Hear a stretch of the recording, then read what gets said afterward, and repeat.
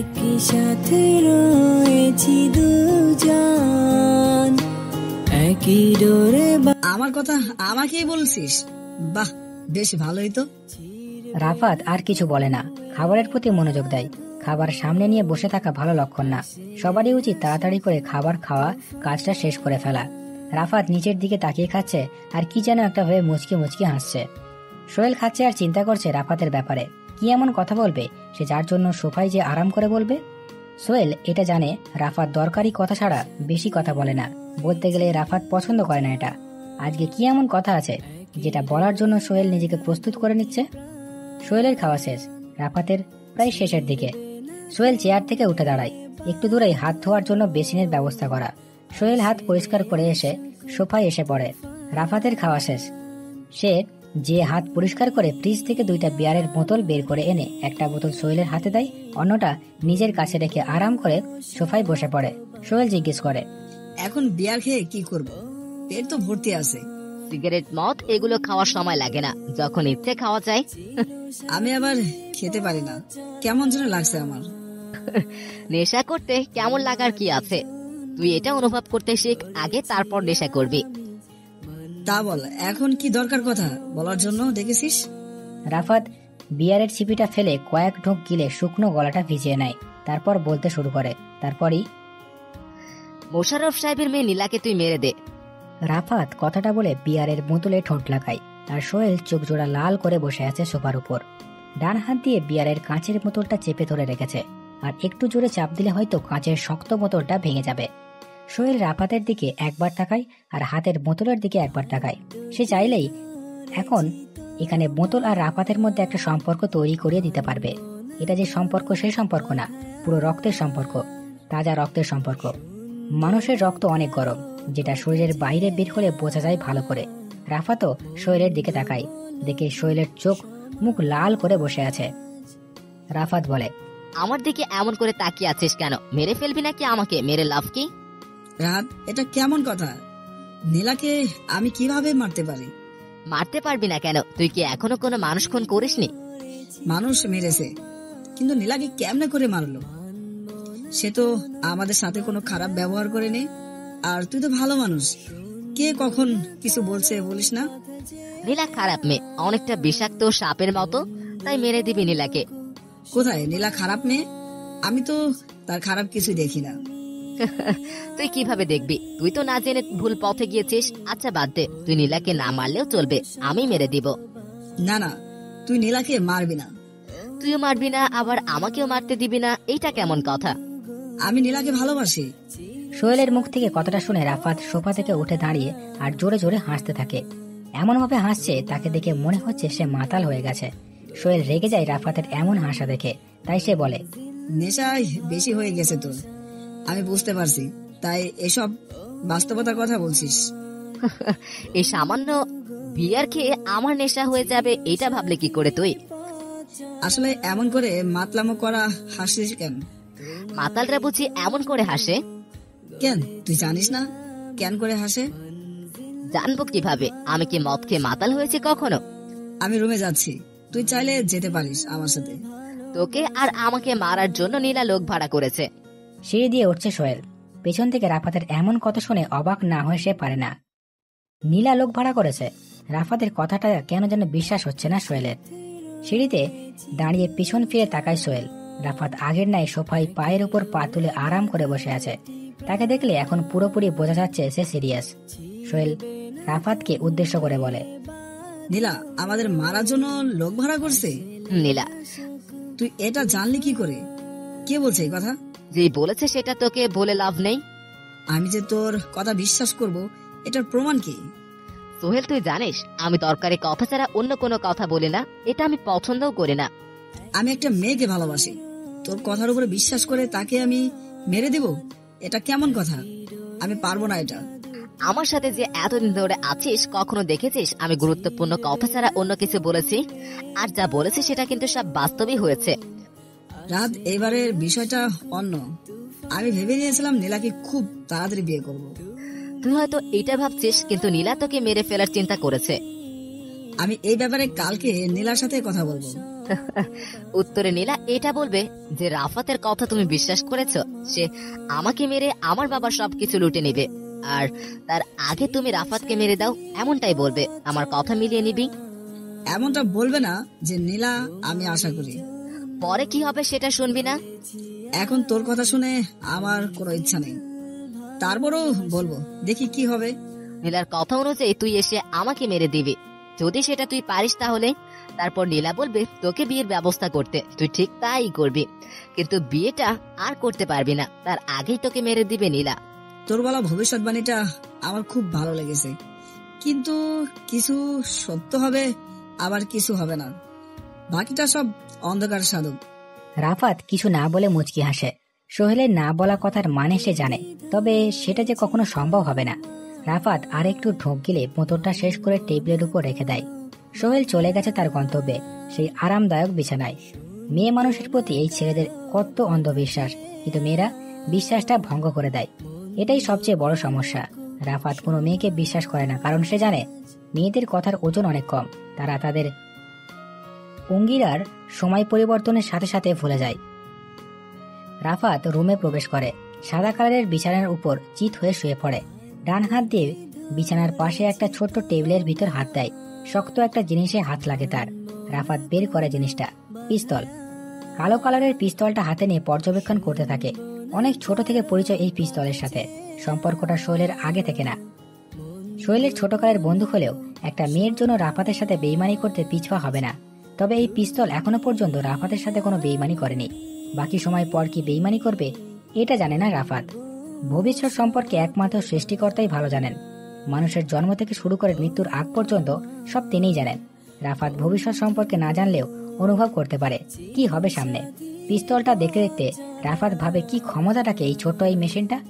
এর ভিতরে থাকা 2.5 ইঞ্চির বুলেট 6 ফুটের মানুষকে মেরে দেওয়ার ক্ষমতা রাখে। যার হাতে এই মেশিনটা থাকে সেই মিস্টার রাজা, বাকি সব তাদের প্রজা। এগুলো ভাবতে ভাবতে এক সময় রাফাত গভীর নিদ্রায় তলিয়ে যায়। সকাল 8:30। রাফাত ভার্সিটি লাইব্রেরিতে বসে বসে একটা বই পড়ছে। এখন মূলত কোনো স্টুডেন্ট ক্যাম্পাসে আসেনি, কোনো প্রফেসরও আসেনি, বলতে গেলে ফাঁকা ক্যাম্পাসটা। রাফাত এত সকালে আসার একটাই কারণ, সেটা হলো বই পড়া। এটা যেমন তেমন বই না, বইটা বিভিন্ন গ্যাংস্টার, গডফাদার, আন্ডারওয়ার্ল্ড, কিলার, মাফিয়াদের সম্পর্কে লেখা। রাফাতের একটা চ্যাপ্টার এখনো বাকি রয়েছে পড়ার জন্য এই বইয়ের, সেটাই নীরবে বসে বসে পড়ছে সে। অনেকটা পড়া হয়ে গেছে রাফাতের। তার বাম হাতের ঘড়ির দিকে তাকায়। ঘড়িটা খুব একটা দামি না, রাস্তার ডেকে ডেকে বিকৃত করা ঘড়ি, যেমন হয় আর কি। 9টা বাজতে চললো বলে ক্যাম্পাসের স্টুডেন্টদের আসা যাওয়া শুরু হয়ে গেছে। রাফাত বইটা নির্দিষ্ট জায়গায় রেখে দেয়। পুরোটা পড়া শেষ হয়নি, বাকি অংশটুকু কালকে এসে পড়ে নিবে। এটা ভেবে লাইব্রেরির মেন দরজার দিকে যেতে থাকে। হঠাৎ মেন দরজাটা বাইরে থেকে বন্ধ হয়ে যায়। রাফাত নিজের জায়গায় দাঁড়িয়ে যায়। ব্যাপারটা কি? দরজাটা বাইরে থেকে কে বন্ধ করে দিল? রাফাত যে দরজাটা খোলার চেষ্টা করলো, কিন্তু ব্যর্থ হয়ে আবার ফিরে এলো। এখন বসে থাকা ছাড়া আর কোনো উপায় নেই। রাফাত, আরেকবার চেষ্টা করে দেখতে পারিস, দরজাটা খুলে যাবে। পরিচিত কণ্ঠে পেছন থেকে কেউ কথাটা বলে ওঠে। নরম মেয়েলি কণ্ঠ, কিন্তু কথার মাঝে যে রহস্য আছে। রাফাত পেছনে ফিরে তাকায়। একটা ছোট বেঞ্চের উপর আরাম করে বসে আছে নেহা। সেই তাহলে উক্ত কথাটা বলেছে, কিন্তু নেহা কখন লাইব্রেরিতে এসেছে? যখনই এসেছে তাহলে রাফাত কেন শব্দ পায়নি? আপনি এখানে কখন আসছেন? এসেছি তো অনেক আগে, কিন্তু তুই বই পড়তে এত ব্যস্ত যে আমাকে খেয়ালই করিসনি। বাইরে থেকে কেউ দরজাটা লক করে দিয়েছে, এখন বাইরে কিভাবে যাবেন? বাইরে যাওয়ার চিন্তা আমি করব না, তুই কিভাবে যাবি এটারই চিন্তা কর। আমি এখানে বসে থাকবো, আমারও কোনো চিন্তা নেই। নেহা নিজের জায়গা থেকে উঠে এসে রাফাতের দিকে এগোতে থাকে। নেহার ঠোঁটের কোণে লেগে আছে শয়তানি মার্কা হাসি। রাফাত নিজ জায়গা থেকে একটুও নড়ে চড়ে বসে না, এক জায়গায় স্থির হয়ে বসে আছে। এমনভাবে বসেছে যে এটা তার নিজের কেনা জমি, অন্য কেউ দখল দিতে আসছে, কিন্তু সে তার জমি দিতে রাজি না, তাই স্থির হয়ে বসে আছে। নেহা রাফাতের অনেক কাছে এসে দাঁড়ায়। এটা দেখে রাফাত বলে, কি হলো, আপনি আপনার সিট ছেড়ে এখানে কেন এসেছেন? কেন আমি আসতে পারি না? এটা লাইব্রেরি, কারো বাবার কিনা জমি না। আমি যেখানে খুশি সেখানেই বসতে পারবো। বসেন তাহলে, প্লিজ আমার সামনে এমন করে দাঁড়িয়ে থাকবেন না। যেখানে ইচ্ছে সেখানে গিয়ে বসেন। আমি তো এখন তোর কোলের উপর বসবো। কি বলছেন এসব? আমার কোলে বসবেন মানে? যা বলছি ঠিকই বলছি, তোর কোলে বসবো, কারণ তোকে তো আমি ভালোবাসি। আমি আপনাকে ভালোবাসি না। সমস্যা নেই, আজকের পর থেকে আর ভালোবাসতেও হবে না। রাফাত বুঝতে পারছে না নেহা কি বলতে চাচ্ছে। একবার বলে ভালোবাসতে, আবার আরেকবার বলে আজকের পর থেকে আর না বাসতে। মেয়েটার মাথার কি কোনো সমস্যা আছে? থাকলে তাহলে তো এমন মনে হয় না, বেশ ভালোই তো মনে হয়।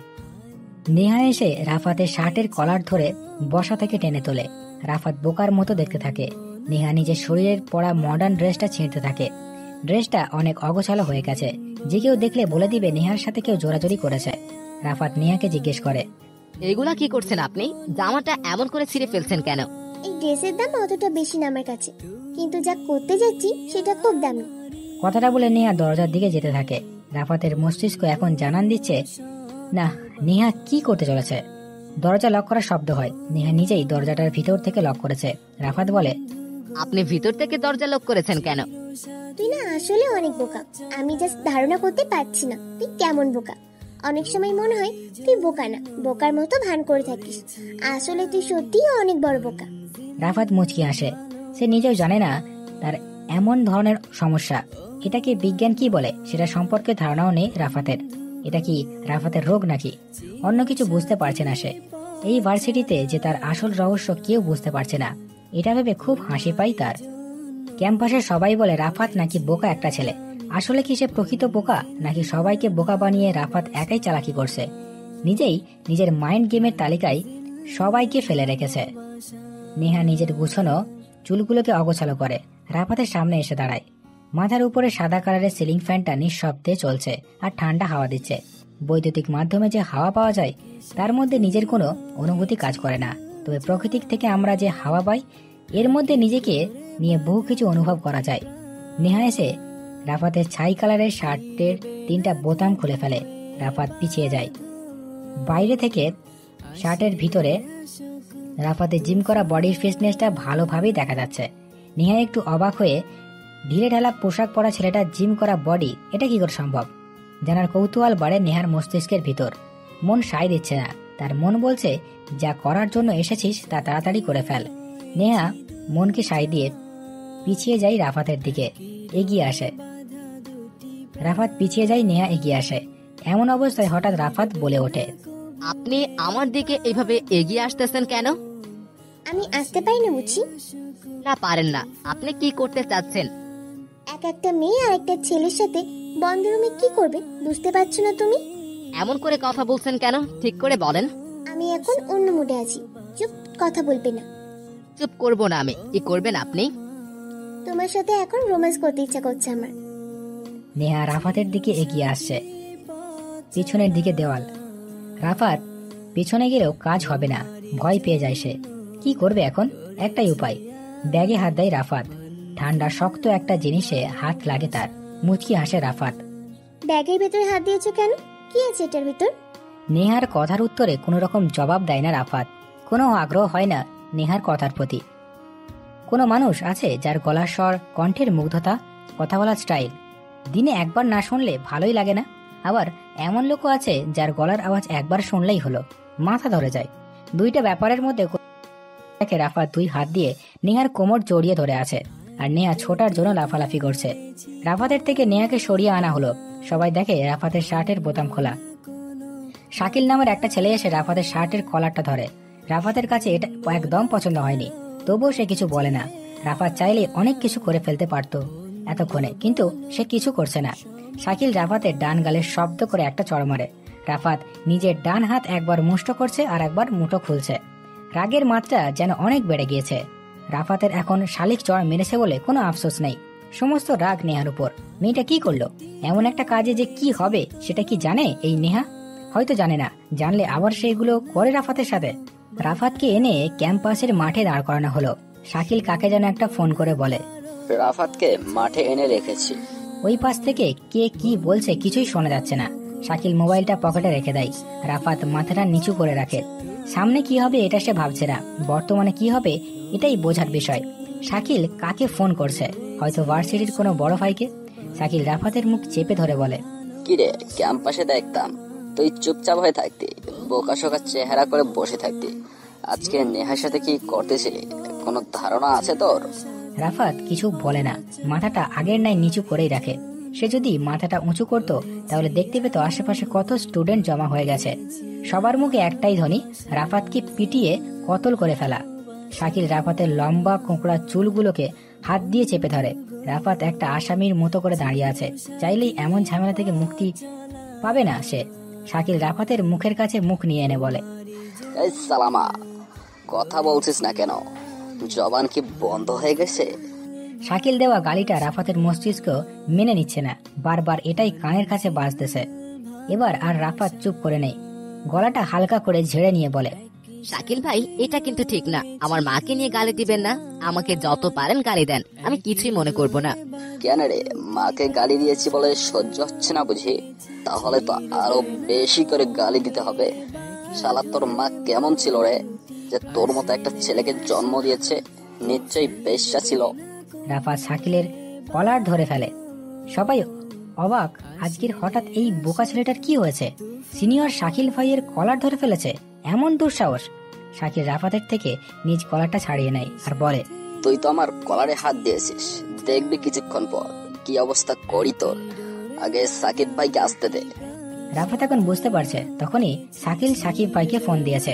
রাফাত মুচকি হাসে, শাকিলের কানে কাছে মুখটা নিয়ে আস্তে করে বলে, এখন কলারে হাত দিয়েছি, তারপর যে কি করব সেটা তুই নিজেও ভাবতে পারবি না।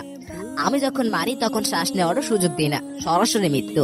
রাফাতের এমন অন্যরকম কণ্ঠে, অন্যরকম ভাষা শুনে তো শাকিল ভাই ভয় পেয়ে যায়। একটা বস্তির গরিব ছেলে কেমন করে এত স্টাইল নিয়ে কথা বলতে পারে বুঝতে পারছে না শাকিল। কে তুই? এমন করে আমার সাথে কথা বলছিস কেন? আমি মানুষ, এখানে যারা আছে সবার মতো আমি সাধারণ একটা মানুষ। তাহলে আমার কানে কানে এমন স্টাইলিশ কথা কিভাবে বলছিস? আরে ওইটা তো তামিল সিনেমা থেকে শিখেছি। শাকিল বুঝতে পারছে রাফাত যে মিথ্যা কথা বলছে তার সাথে, কারণ রাফাতের চোখ জোড়া বলছে এক কথা আর মুখ দিয়ে বলছে অন্য কথা। মানুষের চোখের ভাষা মনের ভিতর থেকে আসা, এটা মিথ্যা হয় না কখনো, কিন্তু আবার মুখ দিয়ে যেটা বলে সেটার অনেক কিছুই মিথ্যা কথা হয়ে থাকে। ক্যাম্পাসের বড় গেট দিয়ে দুইটা বাইক প্রবেশ করে। সবাই জানে বাইক দুইটা কার, একটা এই ভার্সিটির ভিপি সাকিব ভাইয়ের, অন্যটা সজীবের। বাইক দুটো এসে থামে মাঠের এক কোণে। সাকিব বাইক থেকে নেমে ঘটনাস্থলে গিয়ে দাঁড়ায়।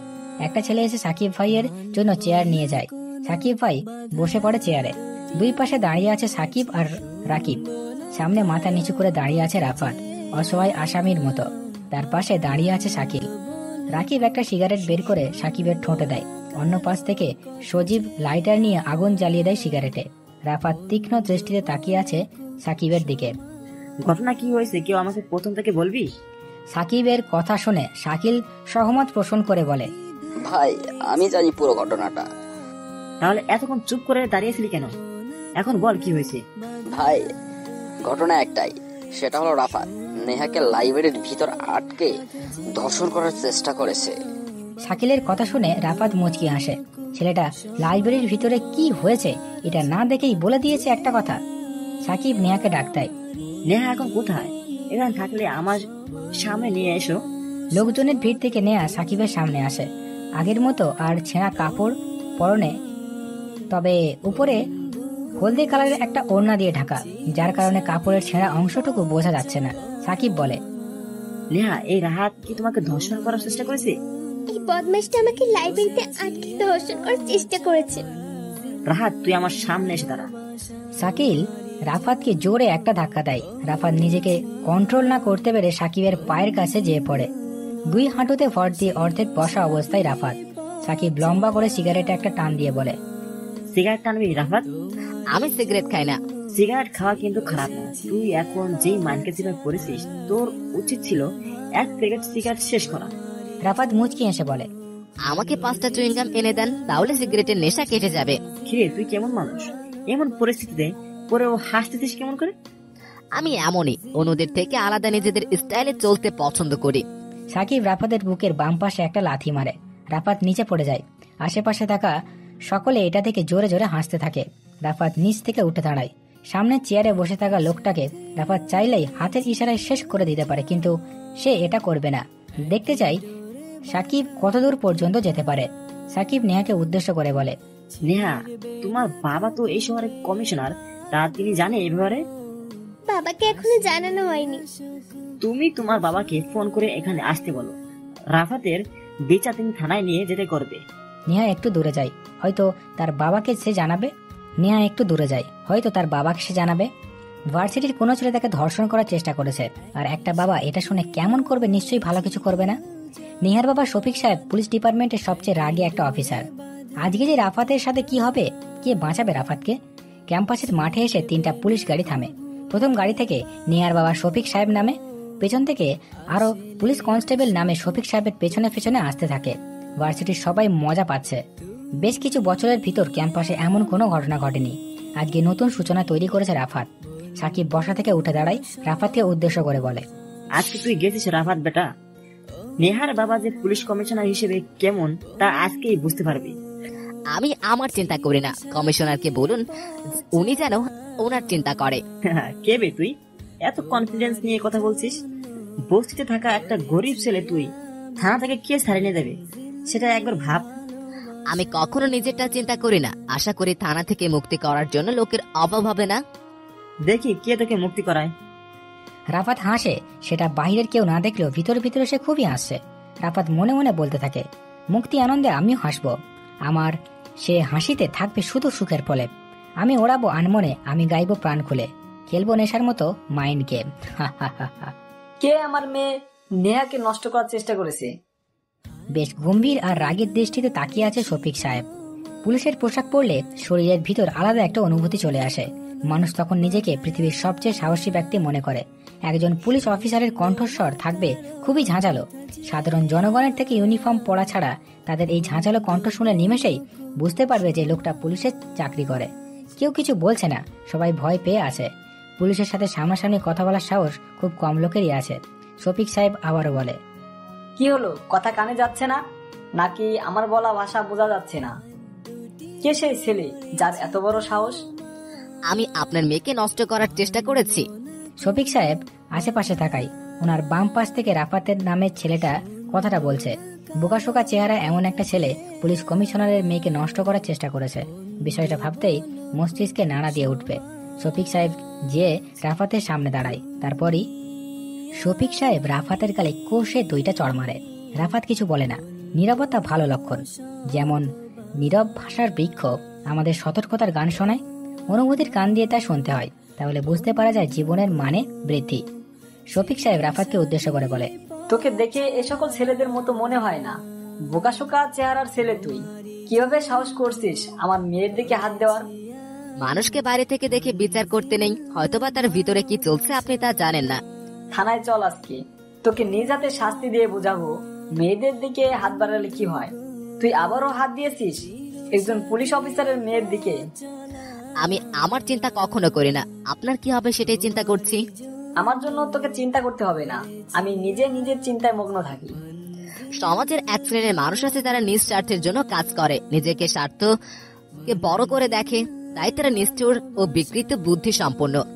সমাজের সে সকল লোক তবুও মানুষের কাতারে আছে, কিন্তু তুই পশুর চেয়ে খারাপ। যেটা ভালো মানুষ খারাপ মানুষ কেউ পছন্দ করে না। তোকে এই সমাজে বাঁচিয়ে রাখার কোনো মানেই হয় না। পৃথিবীতে সবাই যদি সমান হতো তবে কেউর প্রতি সহানুভূতিশীল হতো না। আমি আপনার সমাজে বাস করার মতো ছেলে না। তুই চুপ কর, তোর কথা আমি একটাও শুনতে চাই না। আমি শুধু এটাই বলবো যে পুলিশের দায়িত্ব সবকিছু দেখে শুনে তারপর বিচার করা। অন্য কারো কথায় কান দিয়ে যাচাই না করে বিচার করবে, এটা আমার জানা ছিল না। আমার থেকে তুই বেশি জানিস। থানায় গেলেই বুঝতে পারবি পুলিশ কি জিনিস। রাফাত পুলিশের সম্পর্কে কিছু না জানলেও অনেক কিছু জানে। শফিক সাহেব আজ বেশ রেগে আছে, এটা তার লাল বর্ণের চেহারা দেখেই বোঝা যাচ্ছে। শফিক সাহেব আনোয়ার নামের একটা কনস্টেবলকে উদ্দেশ্য করে বলে, আনোয়ার, এই বদমাসটাকে গাড়িতে তোলো, কোনো মায়া করবে না, আজকে দেখবো ছাড়িয়ে নিয়ে যায়। আনোয়ার হোসেন রাফাতের শার্টের পেছনে চেপে ধরে। রাফাত এবারও নিজেকে স্বাভাবিক করে রাখে। নেহার দিকে তাকায় সে। মেয়েটা নিজের চরিত্র নিয়ে মিথ্যা কথা বলেছে, এটা মূলত রাফাতকে ফাঁসানোর জন্য। নেহার পাশে দাঁড়িয়ে আছে শ্রাবণী, তার চোখেও রাফাতের প্রতি ঘৃণার চাপ দেখতে পাচ্ছে রাফাত। রাফাত মুচকি একটা হাসি দিয়ে পুলিশের গাড়িতে যেয়ে বসে। আনোয়ার রাফাতকে হাতে হাত করা পড়াতে নিবে, তখনই রাফাত বাধা দিয়ে বলে, আমার হাতে হাত করা পড়াতে হবে না, আমি পালিয়ে যাব না, থানায় যাব, সমস্যা নেই। আনোয়ার, আজ পর্যন্ত আমার জীবনে যতগুলো আসামি ধরেছি কেউ এমন কথা বলেনি। তাদের হাতে হাত করা পরানো থাকা সত্ত্বেও পালিয়ে যাওয়ার অনেক চেষ্টা করেছে, কিন্তু রাফাত ছেলেটা এমন কিছুই করেনি। সুন্দর করে গাড়িতে বসে আছে, যেন তার কোনো চিন্তাই নেই থানায় যাওয়ার সাথে সাথে কেউ তাকে এসে ছাড়িয়ে নিয়ে চলে যাবে। যত বড় কঠিন কাজই হোক না কেন, অনুকূল পরিবেশে ও উপযুক্ত সময় তা করার জন্য অগ্রসর হলে সেই কঠিন কাজে অতি সহজে সম্পাদিত হয়। প্রতিকূল পরিবেশেও অনুপযুক্ত সময় তার শত চেষ্টাতেও সম্পন্ন করা যায় না। মানুষের মন জিনিসটাই বড় রহস্যময়, সন্দেহ নাই এতে। পুলিশের গাড়িতে এসে থামে থানার সামনে। আনোয়ারের আগের মতো রাফাতের শার্টের কলারটা ধরে টেনে গাড়ি থেকে নামায়। তাদের পেছনে আরো 2টা গাড়ি থামে। একটা গাড়ি থেকে রফিক সাহেব, নেহা, শ্রাবণী, প্রীতি নেমে দাঁড়ায়। অন্য গাড়ি থেকে আরো 3-4টা পুলিশ অফিসার নামে। রাফাত হাত দুটো পকেটের প্যান্টে ঢুকিয়ে দাঁড়িয়ে আছে। নেহা এসে রাফাতের সামনে দাঁড়ায়। শফিক সাহেব হাঁটার মধ্যে আনোয়ারকে বলে, দক্ষিণ পাশের ফাঁকা রুমটায় একে নিয়ে রাখো, আমি আসতেছি। আনোয়ার বড় সারের কথা মতো রাফাতকে নিয়ে চলে যায়। নেহা, শ্রাবণী, প্রীতি একসাথে দাঁড়িয়ে আছে। শ্রাবণীর কাছে এটা বিশ্বাসই হচ্ছে না, রাফাতের মতো এমন একটা বোকাশোকা ছেলে নেহার সাথে এমন কিছু করতে পারে। রাফাতকে দেখে এগুলো করার মতো ছেলে বলে মনে হয় না। শ্রাবণীকে উদ্দেশ্য করে বলে, নেহা, রাফাত তোকে কি সত্যি নষ্ট করার চেষ্টা করেছে? এটা কেমন কথা শ্রাবণী? তুই তো নিজের চোখে দেখতে পেয়েছিস নেহার সাথে কি করতে গেছিল ছেলেটা। প্রীতি, আমি কিন্তু তোকে প্রশ্নটা করিনি। যাকে প্রশ্ন করেছি সে উত্তরটা দেবে। আশা করছি বুঝতে পেরেছি। নেহা এখন কিভাবে উত্তর দেবে? তুই নিজেও বুঝতে পারছিস সে এখন কোথা থেকে বেঁচে ফিরবে। রাফাত এমন ছেলে না, সে কিভাবে এমনটা করতে পারে? সে এমনই, তাকে বাইরে থেকে বোকাশোকা দেখা গেলেও সে ভেতর দিয়ে খুব শেয়ানা। শ্রাবণী, তুই যেন কি বলছিলি? রাফাত আমার সাথে খারাপ কিছু করতে যাচ্ছিল নাকি? হ্যাঁ, সে আমাকে নষ্ট করার চেষ্টা করেছিল। নেহার কথাটা যেন শ্রাবণীর বিশ্বাস হয় না। আজকে নেহা কেমন যেন ন্যাকামি করে কথা বলছে। আগে কখনো এমন করে কথা বলতো না। আর এমনিতেও শ্রাবণী অনেক বছর ধরে নেহার সাথে চলাফেরা করছে। নেহা কি সত্যি বলছে নাকি মিথ্যা, এটা শ্রাবণী বুঝে গেছে, কারণ নেহার চোখে মুখে ভয়ের কোনো চিহ্ন পর্যন্ত নেই। শয়তানি মারকে একটা চেহারা করে রেখেছে। কোনো কিছু শেষ করে ফেলার পর মানুষ যখন উৎফুল্ল হয়ে থাকে, নেহার ক্ষেত্রে এমনটাই হচ্ছে। তার চেহারা মানুষকে ফাঁসানোর পর যে হাসিটা লেগে থাকে, ঠিক সেই হাসিটা নেহার চেহারাই ভেসে উঠেছে। নেহার প্রতি কেমন যেন একটা রাগ কাজ করছে শ্রাবণীর, কিন্তু রাগ হলেও শ্রাবণী নেহাকে কিছু বলতে পারবে না। অনেক বছরের বন্ধুত্ব সম্পর্ক তাদের মধ্যে গড়ে উঠেছে। এত বছরের সম্পর্ক একটা সাধারণ ছেলের জন্য ভেঙে ফেলতে পারবে না শ্রাবণী, তাই চুপ করে দাঁড়িয়ে আছে সে। আনোয়ার, তোমার মোবাইলটা দেওয়া যাবে? পেছনে ফিরে তাকায় আনোয়ার। ঠোঁটের কোণে হাসি ঝুলিয়ে কথাটা বলে রাফাত। রাফাত নামের ছেলেটা এখনো প্যান্টের পকেটে হাত ঢুকিয়ে রেখেছে।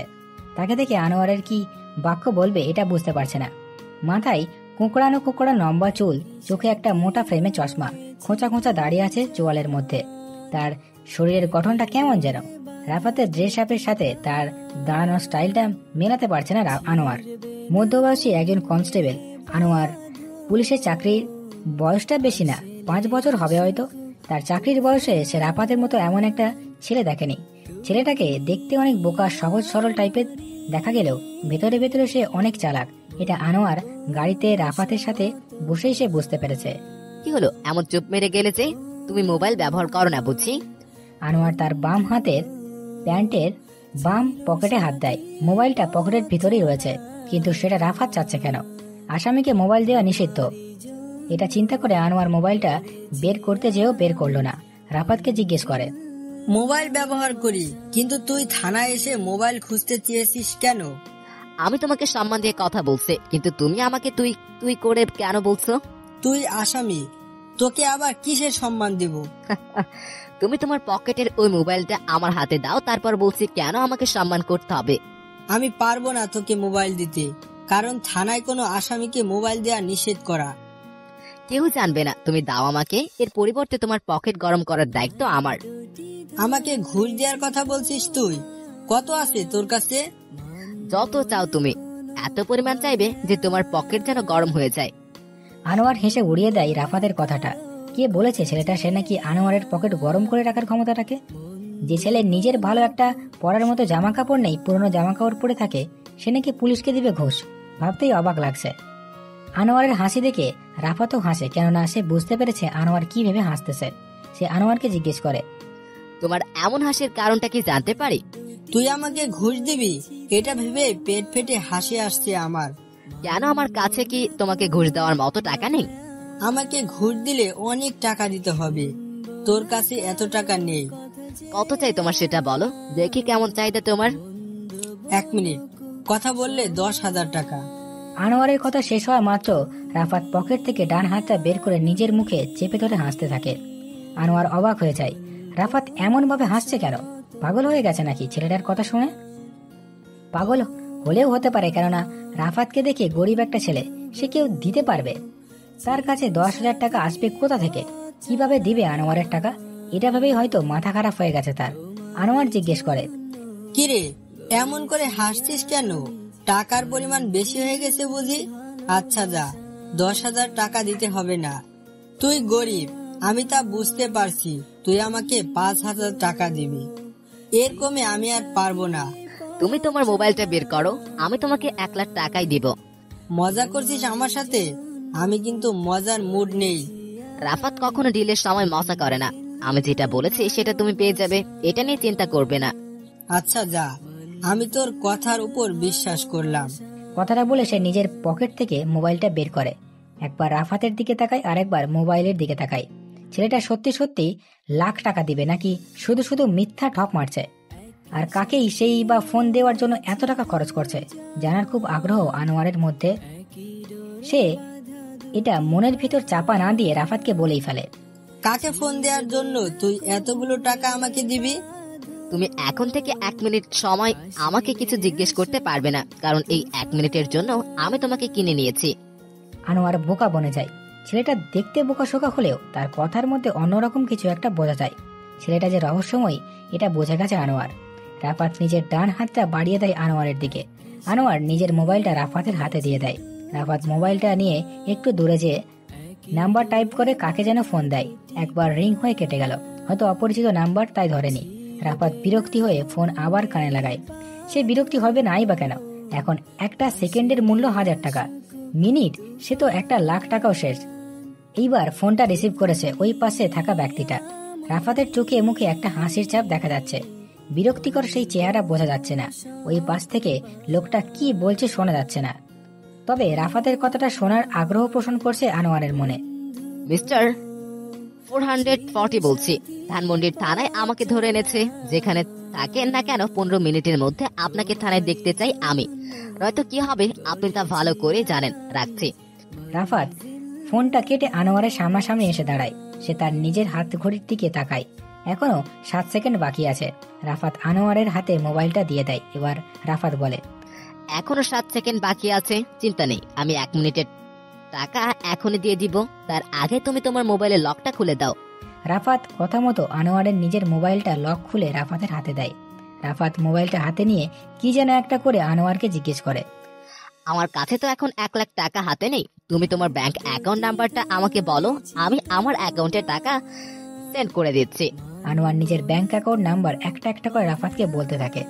2 মিনিট পর মোবাইলটা দিয়ে দেয় রাফাত। অ্যাকাউন্ট চেক করে দেখো, টাকা চলে গেছে। আনোয়ার নিজের ব্যাংক অ্যাকাউন্টের অ্যামাউন্টের পরিমাণ দেখে জ্ঞান হারানোর মতো অবস্থা। রাফাত নামের ছেলেটা যে রহস্যময়ী একটা ছেলে, তার প্রমাণ পদে পদে পেয়ে যাচ্ছে আনোয়ার।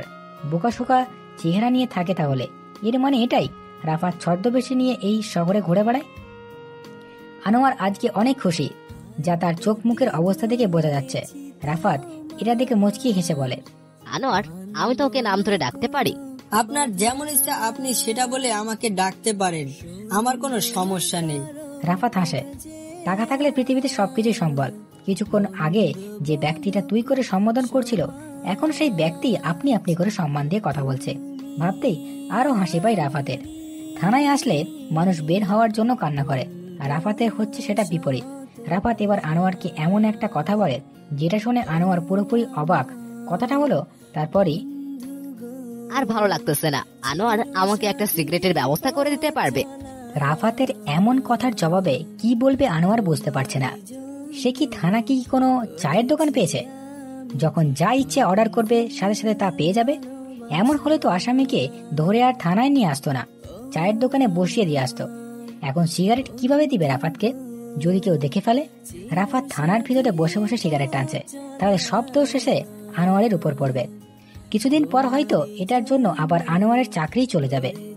এমন কিছু চিন্তা করতেই বুক কেঁপে ওঠে আনোয়ারের। তাই সে বলে, আমি সিগারেট এনে দিতে পারবো না, কারণ এটা একটা থানা, কোনো চায়ের দোকান না। তুমি চাইলে কিন্তু থানাটাকে চায়ের দোকানে পরিণত করতে পারো, এতে কিন্তু তোমার অনেক লাভ হবে। আমার এই 2-1 টাকা লাভ করতে গিয়ে দেখা গেছে পুলিশের চাকরিটাই চলে গেছে। কেউ জানতে পারবে না। যেমন আজকে যে তুমি আমাকে কথা বলিয়ে দেওয়ার জন্য মোবাইলটা দিয়েছে, এর বিনিময়ে আমি তোমাকে টাকা দিয়েছি। কেউ কি এটা দেখেছে বা জেনেছে? সেটা না দেখলেও সিগারেটটা নিয়ে ঝামেলা হয়ে যাবে, আমি পারবো না এটা। একটা সিগারেটের জন্য কত টাকা লাগবে আমি দিয়ে দিচ্ছি এখনই। সবকিছু টাকা দিয়ে হয় না। রাফাত নিচের ফ্লোরে যেয়ে বসে পড়ে। দেওয়ালে পিঠ হেলিয়ে দিয়ে বাম পাটা উঁচু করে তার উপর নিজের বাম হাতটা রাখে। 14 শিখের রুমের অবস্থাটা বেশি একটা ভালো না, কেমন যেন বিদঘুটে পরিবেশ হয়ে গেছে। রাফাত আনোয়ারকে বলে, আনোয়ার, এই পৃথিবীতে টাকা দিয়ে করা যায় না এমন কোনো কাজ নেই।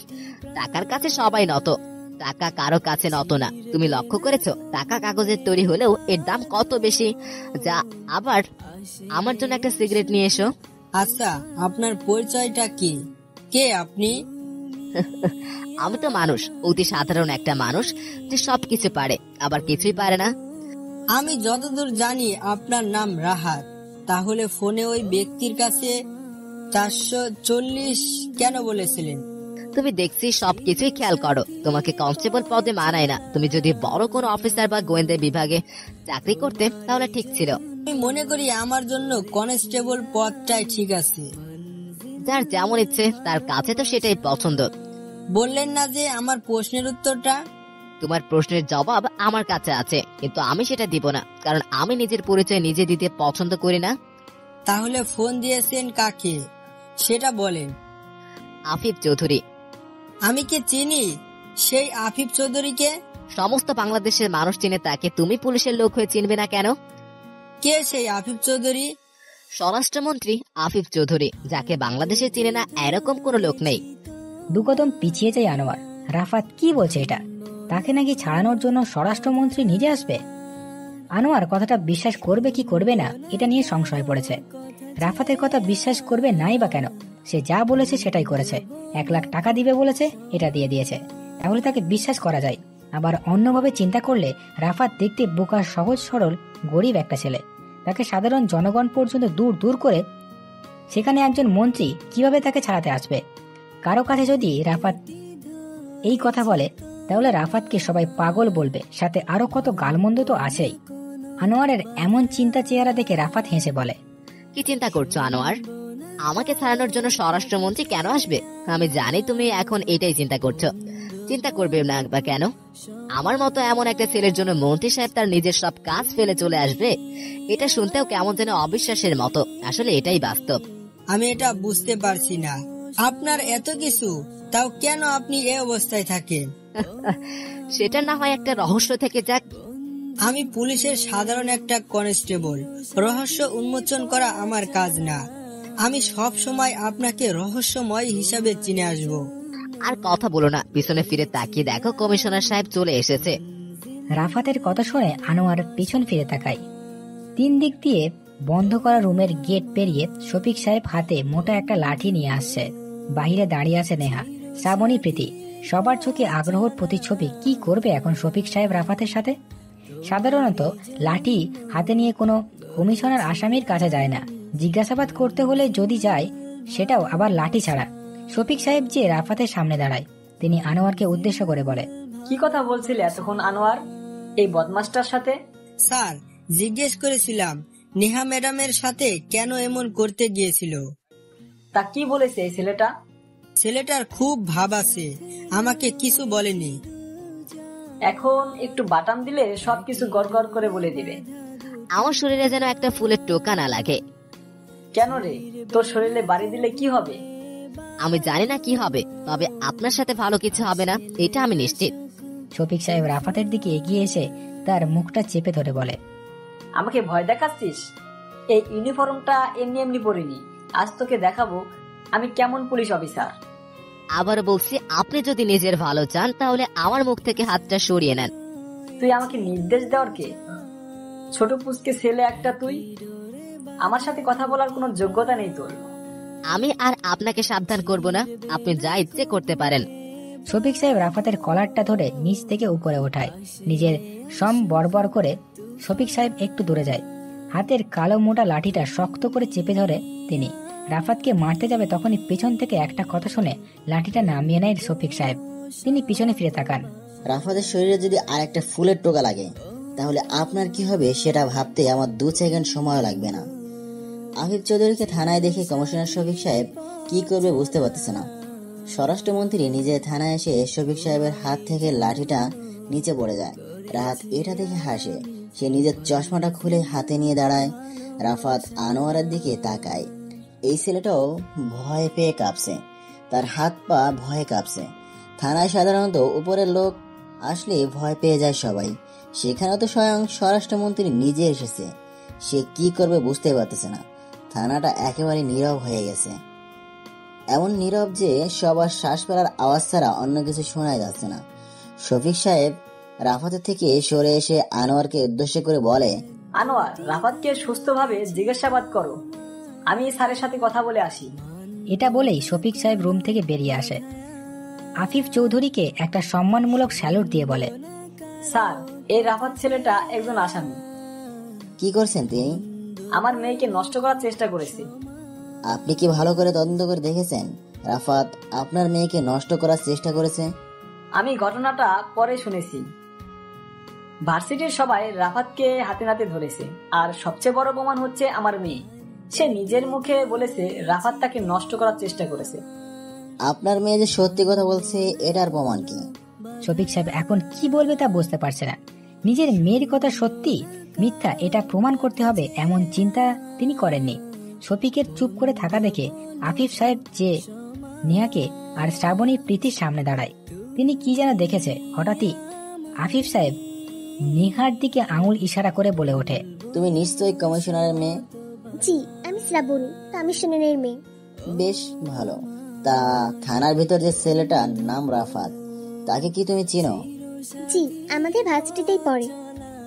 সে কি তোমাকে নষ্ট করার চেষ্টা করেছে, যাকে বলে রেপ করতে চেয়েছিল? হ্যাঁ, এই মানুষরূপী জানোয়ারটা আমাকে রেপ করার চেষ্টা করেছে। সে যে তোমার সাথে এটা করেছে এটার কোনো প্রমাণ আছে তোমার কাছে? থাকলে সেটা আমার সামনে উপস্থাপন করো। সময় বেশি না, মাত্র 10 মিনিট।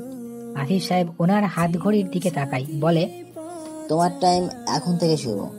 আসলে আমি নিজে ছাড়া অন্য কোনো যুক্তিগত প্রমাণ আমার কাছে নেই। নেহার এমন উত্তর পেয়ে আফিফ সাহেব এসে দাঁড়ায় শফিকের সামনে।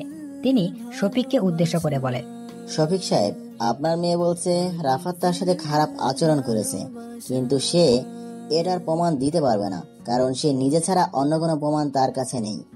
আর অন্যদিকে রাফাত বলেছে সে নির্দোষ। সে যে নির্দোষ তার কাছেও কোনো প্রমাণ নেই, সে নিজে ছাড়া। আরেকটা কথা, পুলিশের কাজ হচ্ছে যাচাই বাছাই করে তারপর বিচার করা। প্রমাণ ছাড়া যদি আর কখনো এমন কাজ করেছেন তাহলে কি হবে বুঝতেই পারছেন। স্যার, আমি বুঝতে পারিনি। রাফাতকে এখনই ছেড়ে দেন। শফিক সাহেব পেছন ফিরে আনোয়ারকে বলে, আনোয়ার, রাফাতকে ছেড়ে দাও। কথাটা শোনা মাত্র রাফাত জোরে জোরে হাসতে থাকে। সবাই তাকিয়ে আছে রাফাতের হাসির দিকে। শ্রাবণী মনে মনে চিন্তা করছে, কে এই রাফাত, কি তার পরিচয়? দেশের বর্তমান স্বরাষ্ট্রমন্ত্রী নিজে এসে রাফাতের মতো একটা ছেলেকে ছাড়াচ্ছে। ভাবতেই বিষয়টা কেমন যেন রহস্যময়। রাফাত কি সত্যি গরিব ঘরের সন্তান নাকি অন্য কেউ, যা আজ পর্যন্ত শ্রাবণীরা কেউ জানে না। রাফাত যে আনোয়ারের পেছনের পকেটে হাত দেয়। আনোয়ার কিছু বলতে পারছে না। বাইরে স্বরাষ্ট্রমন্ত্রী দাঁড়িয়ে আছে। রাফাত আনোয়ারের পকেট থেকে একটা সিগারেটের প্যাকেট বের করে সবার সামনে ধরে বলে, আনোয়ার, তোমার কাছে সিগারেট ছিল, তারপরও তুমি আমাকে একটা সিগারেট দিলে না। এটা কিন্তু তুমি খুব ভুল করে ফেলেছো, পরে পস্তাতে হবে। আনোয়ার কিছু বলে না, চুপ করে মাথাটা নিচু করে দাঁড়িয়ে থাকে। রাফাত সিগারেটের প্যাকেট থেকে একটা সিগারেট বের করে ঠোঁটের কোণে লাগায়। আনোয়ারের প্যান্টের পকেটে লাইটার নেই। আনোয়ার যখন সিগারেট টানে তখন বাইরের দোকান থেকে সিগারেটে আগুন লাগিয়ে আসে। রাফাত রুম থেকে বের হয়, এখনো ঠোঁটের কোণে সিগারেট ঝুলে আছে। সে যে সরাসরি কমিশনার শফিক সাহেবের পকেটে হাত দেয়। লাইটার পাওয়া গেছে। সে লাইটার দিয়ে নিজের ঠোঁটের কোণে সিগারেটে আগুন জ্বালায়। এবার রাফাত বলে, সরি কমিশনার সাহেব, আপনার সাথে বেয়াদবি করার জন্য। আসলে আপনার কনস্টেবলের কাছে শুধু সিগারেট ছিল, কিন্তু লাইটারটা নেই, তাই আপনার থেকে নিতে হলো। আফিফ সাহেব বাদে সবাই অবাক হয়ে তাকিয়ে আছে রাফাতের দিকে। আজকে নেহারা কেউ হাসছে না রাফাতের উপর, সবাই রাফাতের এমন কাণ্ডে চমকিত হয়ে গেছে। রাফাত নেহার দিকে তাকিয়ে লম্বা করে সিগারেটের মধ্যে একটা টান দেয়। পাশ থেকে আফিফ সাহেব বলে ওঠে, এবার তাহলে যাওয়া যাক। যাবো, তবে কমিশনার স্যারের সাথে কথা আছে পার্সোনাল। আমি বাইরে অপেক্ষা করছি। আফিফ সাহেব বাইরে চলে যায়। রাফাত সিগারেটে আর একটা টান দিয়ে বলে, চলেন তাহলে কমিশনার সাহেব, একান্তে একটা কথা বলে আসি। যা বলার এখানে বলতে সমস্যা কোথায়? সব জায়গায় সবকিছু বলা যায় না। শফিক সাহেব সামনের দিকে হাঁটা ধরে। রাফাতও পেছনে পেছনে যেতে থাকে। শ্রাবণীরা সেখানেই বোকার মতো দাঁড়িয়ে থাকে। এতক্ষণ কি হয়েছে এখানে তা সবাই ভাবছে। শফিক সাহেব আর রাফাত থানার বড় বারান্দায় দাঁড়িয়ে। থানার সামনে এরিয়ায় 15টা গাড়ি দাঁড়িয়ে আছে। আকাশে সূর্য তাপ দিচ্ছে। এমন রৌদ্রের মধ্যে আফিফ সাহেব দাঁড়িয়ে আছে। ওনার পেছনে কালো কালারের কাপড় পরা বডিগার্ড গুলো দাঁড়িয়ে আছে। রাফাত নিজের অর্ধেক পোড়া সিগারেটটা শফিক সাহেবের সামনে এনে বলে, স্যার, সিগারেটের দিকে লক্ষ্য করেন, এর ভিতরে প্রাণ নেই, কিন্তু সে নিজে মৃত হয়েও আরেকজনের মৃত্যুর কারণ হয়ে দাঁড়ায়। ঠিক তেমনি আমাকে দেখে বোকা মনে হলেও আমি কি জিনিস তা পদে পদে বুঝিয়ে দিই। কথাটা বলে রাফাত সিগারেটের ছোট্ট একটা টান দেয়। আবার বলতে থাকে, আমি জানি আপনার মনের ভিতরে এখন একটাই প্রশ্ন, কি আমাকে বাঁচানোর জন্য স্বয়ং স্বরাষ্ট্রমন্ত্রী নিজে কেন এসেছে? আমি কখনো নিজের পরিচয় নিজে দেই না। আপনি পুলিশ, আমি না হয় চোর হয়ে আপনার সামনে রহস্যময় হয়ে থাকবো। রাফাত শফিকের দিকে তাকিয়ে মুচকি একটা হাসি দিয়ে আফিফ সাহেবের দিকে এগিয়ে যায়। রাফাত গাড়িগুলার কাছে যাওয়া মাত্র স্বরাষ্ট্রমন্ত্রী নিজের গাড়ির দরজা খুলে দেয়। রাফাত গাড়ির ভিতরে প্রবেশ করে। এক এক করে থানার সামনে থেকে সব গাড়িগুলো চলে যেতে থাকে। শফিক সাহেব নিজের জায়গায় দাঁড়িয়ে ভাবতে থাকে, কে এই রাফাত, কি তার পরিচয়? সবকিছুই রহস্যময় মায়াজালে ঢাকা। সন্ধ্যা 7টা। সোহেল আর নীলা ধানমন্ডির একটা লেকের পাড়ে বসে আছে। আকাশটা অন্ধকারে ঢেকে গেছে। শীতের সন্ধ্যা অনেক আগেই সূর্য ডুবে যায়। লেকের পাড়ে কিছু দূর পরপর আলোর ব্যবস্থা করা আছে। সোহেলরা যে বেঞ্চটিতে বসে আছে সেখানে তেমন একটা আলো নেই। দূর থেকে আসা আলোর সামনে পানিতে পড়ছে আর কিছুটা আলো ছড়িয়ে ছিটিয়ে আছে। পরিবেশটা উপভোগ করার মতো। হালকা বাতাস বয়ে যাচ্ছে। নীলার গায়ে সাদা কালারের একটা বিদেশি দামি জ্যাকেট পরা। পাশে বসে আছে সোহেল, তার পরনে কালো কালারের একটা জ্যাকেট, মাথায় কালো একটা ফোল্ডেড ক্যাপ। নীলা এটা বোঝে না সোহেল কেন এমন টুপি পরে থাকে। অনেকক্ষণ হয়ে গেছে, সোহেল এখনো একটা সিগারেট টানেনি। নীলার সাথে কথা বলতে বলতে তার সিগারেট খাওয়াই আর হলো না। সোহেল জ্যাকেটের পকেট থেকে একটা সিগারেটের প্যাকেট বের করে। নীলা তার চোখ জোড়া ছোট ছোট করে সোহেলের দিকে তাকায়। সোহেল কিছু বলে না। পকেট থেকে একটা লাইটার বের করে। হালকা বাতাস বয়ে যাচ্ছে, এর মধ্যে সিগারেট টানলে অন্যরকম একটা ফিলিংস আসবে। তাই সোহেল নিজের ঠোঁটে সিগারেট লাগিয়ে তা জ্বালাতে ব্যস্ত। বাতাসের জন্য সিগারেটে আগুন জ্বলছে না, তাই সে বিরক্তি হয়ে যায়। একবার জ্বললে আবার জ্বলার নাম পর্যন্ত নেই। এখন তাহলে বাদ দাও সিগারেট খাওয়াটা। কি যে বলো তুমি নীলা, এমন একটা ওয়েদারে সিগারেট না টানলে পরে আবার আফসোস করতে হবে। দেখছো বাতাসের জন্য সিগারেট জ্বলতে পারছে না, তারপরও কেন এখন এটা খেতে হবে? আমি সিগারেট নেশায় আসক্ত, তাই এমন একটা পরিবেশে খাওয়াটা ছাড়ছি না। তুমি এটা বুঝবে না? আমার বুঝতেও হবে না। এখন আমাকে এটা বলো যে। নীলাকে থামিয়ে দিয়ে সোহেল বলে, তুমি এখন আমাকে এখন কিছু জিজ্ঞেস করবে না। যদি করো তাহলে উত্তর পাবে না। কিন্তু আমার কথাটা। বললাম তো পরে জিজ্ঞেস করো। সিগারেটটা প্রথমে জ্বালিয়ে নেই, তারপর যা বলার বলবে। সোহেল সিগারেট জ্বালাতে মনোযোগ দিয়েছে। 2বার লাইটার জ্বালানোর পর 3বারের মাথায় সিগারেটে আগুন জ্বলে। সোহেল লম্বা করে মনের সুখে জ্বলন্ত সিগারেট একটা টান দেয়। বিষাক্ত ধোঁয়াগুলো নির্বিচ্ছিন্ন বাতাসের সাথে নিজের জায়গা মিলিয়ে নিচ্ছে। সোহেল অন্যদের থেকে অনেকটা আলাদা। সে নিজের কাজকে আগে গুরুত্ব দেয়, পরের কাজকে গুরুত্ব দেওয়ার সময় যেন তার কাছেই নেই, এমন একটা ভাব নিয়ে থাকে সে। সোহেল সিগারেটে অনেকটা টান দিয়ে নীলাকে উদ্দেশ্য করে বলে, এবার শুরু করো নীলা, দেখি তুমি আমাকে কি কি জিজ্ঞেস করতে পারো। 2টা প্রশ্ন করব আমি, আর তুমি 2টা প্রশ্নের একটা জবাব দিতে পারবে না। সোহেল হাসে নীলার কথা শুনে। মেয়েটা হঠাৎ করে আজিব আজিব প্রশ্ন করে বসে। কিছু প্রশ্নের উত্তর জানা থাকে সোহেলের, আবার কিছু প্রশ্নের জবাব সে জানেই না, তাই নীলাকে সে উত্তর দিতে পারে না। এখন আবার সে বলছে 2টো প্রশ্ন করবে, আর সোহেলকে 2টা প্রশ্নের জবাব একটা যেন হয় এমন দিতে পারে। কেমন সে প্রশ্ন হতে পারে? সোহেল অনেক সময় ভাবে নীলা যদি রাফিয়ানে যোগ দিত তাহলে মেয়েটা সবাইকে মাইন্ড গেমে হারিয়ে নিজেই সেই সিংহাসনে বসে যেত। কিন্তু নীলা এই সব রাফিয়ান সম্পর্কে জানে না, আর রাফাতকে টপকানো এটা অসম্ভব ছাড়া কিছুই না। এবার সোহেল বলে, প্রশ্ন করো এবার। আমি চেষ্টা করব তোমার প্রশ্নের উত্তর দেওয়ার জন্য। কি আর বলবো, যা বলো তুমি বলো। কেন, তুমি এবার চেষ্টা করে সিগারেট জ্বালাতে পারছো? তুমি যখন প্রথমবার আগুন জ্বালাতে চেষ্টা করেছো তখন বাতাসের জন্য পারোনি, তাই তুমি রেগে আবার জ্বালাতে গেলে, কিন্তু কি হলো? জ্বলেনি। এইটার কেবলমাত্র কারণ হলো রাগ। তুমি তোমার রাগটাকে কন্ট্রোল করতে পারোনি, তাই সিগারেটের আগুন জ্বালাতে তোমার দেরি হয়েছে। তুমি যে বললে রাতকে মারবে, আজকে একটা সুযোগ আছে, সেটা কি? সরি ভুল হলো। রাফাত আজকে নাইট পার্টিতে যে অনেক মদ পান করবে, কারণ তার সাথে আজকে সকালের ভার্সিটিতে যে ঘটনা ঘটেছে সে এটা মনে করে আর মদ খাবে।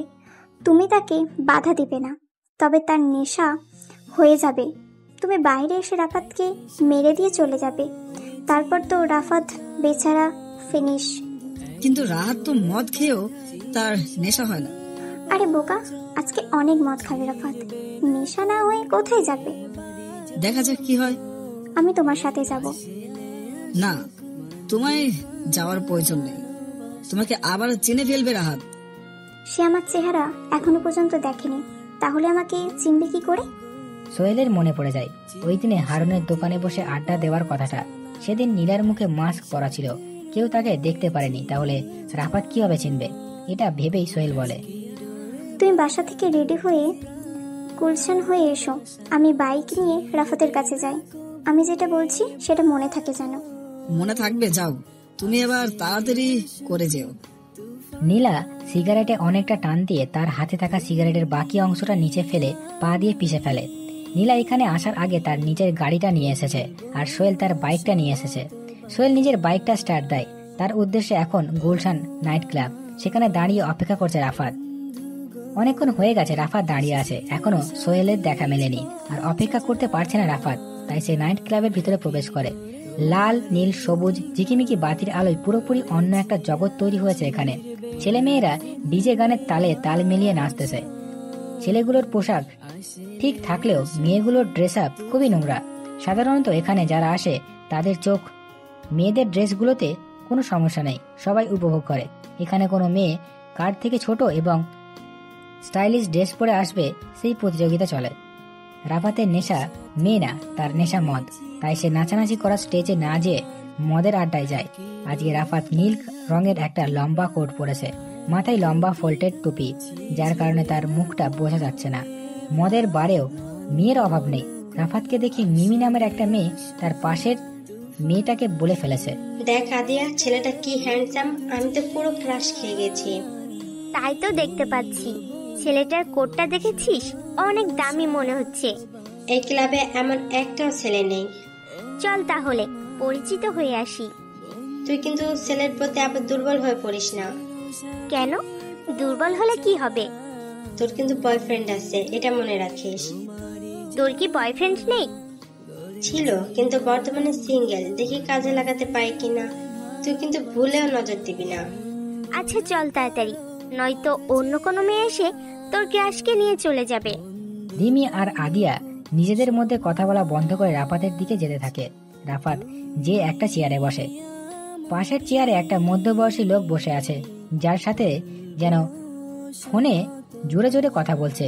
তার এক হাতে মোবাইল, অন্য হাতে সিগারেট। লোকটা এত জোরে কথা বলছে যার কারণে তার আশেপাশে থাকা লোকগুলো খুবই বিরক্তি বোধ করছে। রাফাত এক রাশ বিরক্তি নিয়ে 2 প্যাক হুইস্কি অর্ডার করে। একটা ছেলে রাফাতের সামনে 2 গ্লাস হুইস্কি দেয়। রাফাত একটা গ্লাস হাতে নিয়ে মনে মনে বলে, মদ আমি তোকে খাবো, এটা আমার নেশা, কিন্তু তুই আমাকে খাবি, এটা তোর নেশা না। আজ পর্যন্ত কোনো ব্র্যান্ডের মদ আমাকে মাতাল করতে পারেনি। 1 প্যাক পুরোটাই রাফাত খেয়ে ফেলে, আর একটা গ্লাস হাতে নিয়ে সেটাও খেয়ে ফেলে। হঠাৎ তার পকেটে থাকা ফোনটা কেঁপে ওঠে। রাফাত মোবাইলটা বের করে না দেখে রিসিভ করে কানে লাগিয়ে বলে, কি আমাকে ফোন দিয়েছে? ওই পাশ থেকে সোহেল বলে ওঠে, ও সোহেল, তুই চলে আয় ভিতরে। আমি মদের বারে বসে বসে মদ খাচ্ছি, তুই তাড়াতাড়ি করে চলে আয়। আমি আসছি, তুই অপেক্ষা কর। রাফাত বাম পকেটে মোবাইলটা রেখে ডান পকেট থেকে সিগারেটের প্যাকেটটা বের করে একটা সিগারেট ঠোঁটে লাগায়, কিন্তু সিগারেটে আগুন জ্বালানোর জন্য লাইটার সাথে নেই তার। পাশে বসা লোকটার কাছে চেয়ে দেখবে আছে কিনা, থাকলেও পারে, কারণ তার হাতে যেহেতু সিগারেট রয়েছে। রাফাত লোকটাকে জিজ্ঞেস করতে যাবে তখনই রাফাতের সামনে কেউ লাইটার ধরিয়ে আগুন জ্বালিয়ে দেয়। রাফাত লম্বা করে একটা টান দিয়ে বাম হাতের আঙুলের ফাঁকে রাখে। সে পিছনে ফিরে তাকায়, দুইটা মেয়ে দাঁড়িয়ে আছে। দুইটা মেয়ের পরনে শর্ট ড্রেস, কোমরের অনেক অংশ দেখা যাচ্ছে। রাফাত মেয়ে দুটোর নিচের দিকে আর তাকায় না। সে বুঝতে পারছে মেয়েগুলো প্রায় প্রতিদিন এখানে আসা যাওয়া করে। রাফাত কিছু বলে না, মনের সুখে সিগারেট টানতে থাকে। রাফাত সিগারেটে আগুন জ্বালিয়ে দেওয়া মেয়েটা হচ্ছে রিমি। তার পাশে থাকা আদিয়া মেয়েটা রাফাতের শরীরে টিপে দিচ্ছে। রাফাত এতে ভীষণ রেগে যায়। সে নিজের রাগকে কন্ট্রোল করে। মেয়েগুলো কি করতে চায় এটা দেখার অপেক্ষা রাফাতের। নাইট ক্লাবে মেয়ে এরা কেমন হতে পারে সবাই কম বেশি জানা আছে। হঠাৎ করে মিমি নামের মেয়েটা রাফাতকে পেছন থেকে জড়িয়ে ধরে। এরপর রাফাতের সাথে এমন একটা কাজ করে যা দেখে রাফাত রেগে যায় আর সে বসা থেকে উঠে দাঁড়ায়। রিমি নামের মেয়েটা রাফাতকে পেছন থেকে জড়িয়ে ধরে রাফাতের গালে একটা কিস করে দেয়। রাফাত রিমির ব্যবহারে মোটেও খুশি না। চাইলেই রাফাত রিমিকে চড় মারতে পারত, কিন্তু সে এটা করেনি। রাফাত বসা থেকে উঠে দাঁড়ায়, রিমির দিকে রাগের দৃষ্টিতে তাকায়, কিন্তু রিমিকে কিছু বলে না, কারণ এটা নাইট ক্লাব, এখানকার মেয়েরা এমন হবেই। তাদের কিছু বললেও লাভ হবে না, আশেপাশের মানুষ হাসবে। রাফাত কিছু বলতে চেয়েও কিছু বলে না, আবার নিজের জায়গায় স্থির হয়ে বসে পড়ে। সে চোখ জোড়া একবার বন্ধ করে। অতীতের কিছু ঘটনা মনে পড়ে যায়। আজকে রাফাত যে অতীতটাকে ভোলার জন্য নাইট ক্লাবে এসেছে, আচ্ছা রাফাত কি নিজের সেই অতীতটাকে ভুলে যেতে পারবে? এই সামান্য মদ খেলে যদি অতীতের সকল দুঃখ বেদনা ভুলে যায়, তাহলে সবাই এসে মদের বারে বসে থাকতো। রাফাত ওয়েটারকে ডাকতে বলে, আমাকে প্যাক না দিয়ে একেবারে বোতলটাই দিয়ে দাও। ওয়েটার রাফাতের দিকে তাকায়। সে বোঝার চেষ্টা করছে রাফাত কি এক বোতল শেষ করতে পারবে। রাফাতের ড্রেস আপ থেকে বোঝা যাচ্ছে সে কোনো ধনী ব্যক্তি। সে যদি এখন কয়েকশো বোতল অর্ডার দেয় তাহলেও টাকা দিতে সমস্যা করবে না। ওয়েটার ব্ল্যাক লেভেল ব্যান্ডের এক বোতল হুইস্কি রাফাতের সামনে দেয়। রাফাত সাথে সাথে বোতলের ক্যাপ খুলে ঢক ঢক করে খেতে থাকে। এটা দেখে পাশ থেকে রিমি বলে ওঠে, আপনি কি পাগল হয়ে গেছেন? মারা যাবেন তো, এমন ভাবে কেউ মদ খায়? রাফাত খাওয়া বন্ধ করে ঘাটটা হালকা ঘুরিয়ে রিমির দিকে করে। মেয়েটা যে কোনো একটা টেনশনের মধ্যে আছে এটা তার চোখ দেখলেই বোঝা যাচ্ছে, কিন্তু এটা কি রাফাতের জন্য টেনশন নাকি অন্য কিছু বোঝার মতো অবস্থায় নেই সে। তাই রাফাত বলে ওঠে, মদ এটা খেলে মানুষ মারা যায়, কে বলেছে আপনাকে? কে বলবে? আমি জানি এটা, তবে আপনি যেমন ভাবে খাচ্ছেন এতে যে আপনার ক্ষতি হচ্ছে সেটা কি জানেন? আমি সবসময় এমন ভাবেই মদ খাই, কই এখনো তো মারা যায়নি। যেদিন মারা যাবেন সেদিন বুঝতে পারবেন। আমারটা আমাকে বুঝতে দিন, আপনাকে কিছু বলতে হবে না। কেন? আমি বললে কি এমন হবে শুনি? কিছুই হবে না, আবার অনেক কিছুই হবে। রাফাত কখনো কারো কাছ থেকে পরামর্শ নিতে পছন্দ করে না, শুনতেও চায় না কারো পরামর্শ। রিমি এবার জেনে গেছে রাফাতের নাম। নামটা কেমন যেন, তবে রাফাত নামটা খুবই ইউনিক। রিমি রাফাতের সম্পর্কে কিছুই জানে না। রাফাতকে জিজ্ঞেস করতে হবে, তবেই জানা যাবে। মদ খাওয়ার পর মানুষ মিথ্যা কথা বলতে পারে না, যা বলে সেগুলো সব সত্যি কথা হয়ে থাকে, মনের ভেতর থেকে আসা সেই কথাগুলো। এখন অনেক ছেলে আছে যার কিছু নেই, কিন্তু সে বলে বেড়ায় সে খুব ধনী। রিমি রাফাতের মধ্যে সেই ছেলে গুণের কোনো মিল পাচ্ছে না। সে রাফাতকে পরীক্ষা করার জন্য জিজ্ঞেস করে, আচ্ছা রাফাত, আপনি কি করেন? আমি একজন রাফিয়ান। রাফিয়ান মানে? রাফিয়ান মানে জানেন না? তাহলে আপনাকে এটার মানে বলেও লাভ নেই। কেন বলেন আমাকে, আমি সহজেই বুঝে যাব রাফিয়ান মানে কি। আজ পর্যন্ত কাউকে এটা বোঝাতে পারেনি, তাহলে আপনাকে কিভাবে বোঝাবো? তবুও বলেন, আমি শুনি। আপনার থেকে জেনে নিলে জ্ঞান বাড়বে, আর কারো জ্ঞান বৃদ্ধির কারণ হওয়া কিন্তু অনেক বড় ব্যাপার। আমি এমনিতেই জ্ঞানহীন মানুষ, আমার থেকে আবার কি শিখবেন? সমস্যা নাই, যা জানেন তাই বলেন। রাফিয়ান মানে হচ্ছে। এতটুকু বলে থামে রাফাত। মদের বোতলে আরেকবার ঠোঁট লাগিয়ে ঢকঢক করে খেতে থাকে। এবার রিমি আর থামায় না। থামিয়েই বা কি করবে? সে বোঝে না তাকে শতবার বুঝিয়েও লাভ নেই। রাত তোকে কই না কই খুঁজেছি, তুই এখানে বসে বসে একা একা মদ গেলছিস। একবার ফোনটা তো ওঠাতে পারিস নাকি? হঠাৎ পেছন থেকে মোটা গলায় অস্পষ্ট শব্দ শুনে রিমি আর আদিয়া ভয় পেয়ে যায়। রাফাতকে ডাকছে, তার মানে রাফাতের পরিচিত কেউ। রিমি আর আদিয়া সরে দাঁড়ায়। সোহেলকে রাফাতের কাছে যাওয়ার জন্য রাস্তা করে দেয়। আশেপাশে গানের শব্দের জন্য কিছু বোঝা যাচ্ছে না। সোহেল রাফাতকে কি বলছে? রাফাতের ডান পাশে বসে থাকা সে জোর গলায় কথা বলে লোকটা চলে গেছে। এখন জায়গাটা ফাঁকা, এটাই সুযোগ। রিমি যে তাড়াতাড়ি করে বসে পড়ে রাফাতের ডান পাশে চেয়ারটায়। সোহেল একবার তাকায় রিমির দিকে, কিন্তু বেশিক্ষণ তাকাতে পারে না। এর আগেই পাশ থেকে রাফাত বলে ওঠে, কিরে কথা বলছিস না আমার সাথে, কিন্তু তাকিয়ে আসিস অন্য কারো দিকে? তুই তোর মতো করে বলে যা, আমি উত্তর দিচ্ছি। এখন আমাকে আশেপাশের জিনিসগুলো দেখতে দে। শুধু কি দেখবি নাকি উপরেও নিয়ে যাবি? রাজি থাকলে নিয়ে যাব। তাহলে দেখ কে চাই। এই মেয়ে, তুমি কি ফিরে আসো নাকি? আগে থেকে বোরিং হয়ে গেছো? সোহেলের কথা শুনে রিমি তাকাই সেদিকে। রিমির চোখ দিয়ে কি যেন একটা ভাসছে, না রাগ না খুশি। সোহেলের বলা কথাটা খুব সহজে হজম করে ফেলার মতো মেয়ে রিমি না। কঠিন জবাবে সে বলে, আমি বুকিং হয়ে আছি আগে থেকেই। কে নিয়েছে তোমাকে? আমি তার থেকে দ্বিগুণ টাকা খরচ করব, চলো আমার সাথে। আমাকে নিয়েছে আপনারই বন্ধু রাফাত। রিমির মুখে এমন কথা শুনে রাফাত তো পুরো টাসকে রেগে গেছে। বলে কি মেয়েটা পাগল হয়ে গেল নাকি কোন দিক দিয়ে? অন্যদিকে সোহেল রেগে একাকার হয়ে গেছে এই কথাটা শুনে, কেননা এমন একটা সুন্দরী মেয়েকে রাফাত আগেই বুকিং করে ফেলেছে, সেটাও আবার সোহেলকে না জানিয়ে। রাফাত তো এমন কখনো করে না, তাহলে আজকে এমনটা করলো কেন? সোহেলের নিজের রাগটা নিজের মধ্যে পুষে রেখে দাঁতে দাঁত চেপে ধরে রাফাতকে বলে, না, তুই কাজটা একদম ঠিক করলি না। কোন কাজটা আমি ভুল করেছি? থাক, বোঝেও না বোঝার ভান ধরতে হবে না। কি হয়েছে বলবি তো আমায়। তুই আর আমি সেই ছোট্ট থেকে একসাথে বড় হয়েছি, আমাদের মধ্যে কত সুন্দর একটা সম্পর্ক গড়ে উঠেছে, সেটা কি করে ভুলে গেছিস? ভুলে যাবো কেন? সবকিছুই মনে আছে আমার। তুই এখন এগুলো জিজ্ঞেস করছিস কেন? কি কারণ? তুই আমাকে না জানিয়ে একটা সুন্দরী মেয়েকে বোর্ডিং করে ফেলেছিস, আর এখন বুঝো না বোঝার মতো ভান ধরছিস। আরে সোহেল, আমি কোনো মেয়েকে বকিনি করিনি। এই মেয়েটা মিথ্যা কথা বলছে। মানছে মেয়েটা মিথ্যা কথা বলছে, কিন্তু তুই আমাকে সত্যিটা বল। রাফাত হাত থেকে মদের বোতলটা রেখে রিমির দিকে তাকায়। এই মেয়েটার প্রতি এখন অনেক রাগ লাগছে রাফাতের, কিন্তু কি বলবে? তবে মিথ্যা কথা রিমি বলছে, এর জন্য কিছু একটা না বললেই নয়। তাই সে বলে, এই মেয়ে, আপনি সোহেলকে মিথ্যা কথা বলছেন কেন? কোথায় মিথ্যে বলছি? আমি আপনার বন্ধুকে। এই যে এটা বলছেন আমি নাকি আপনাকে বুকিং করেছি। কেন, আপনি করেননি বুঝি? না, করি না। মদ খেয়ে কি সব ভুলে গেছেন? মদ খেলে কি মানুষ সবকিছু ভুলে যায়? ভুলে যায় না, তবে আপনাকে দেখে এখন এটাই মনে হচ্ছে। প্রমাণ কি আমি যে মিথ্যা বলছি?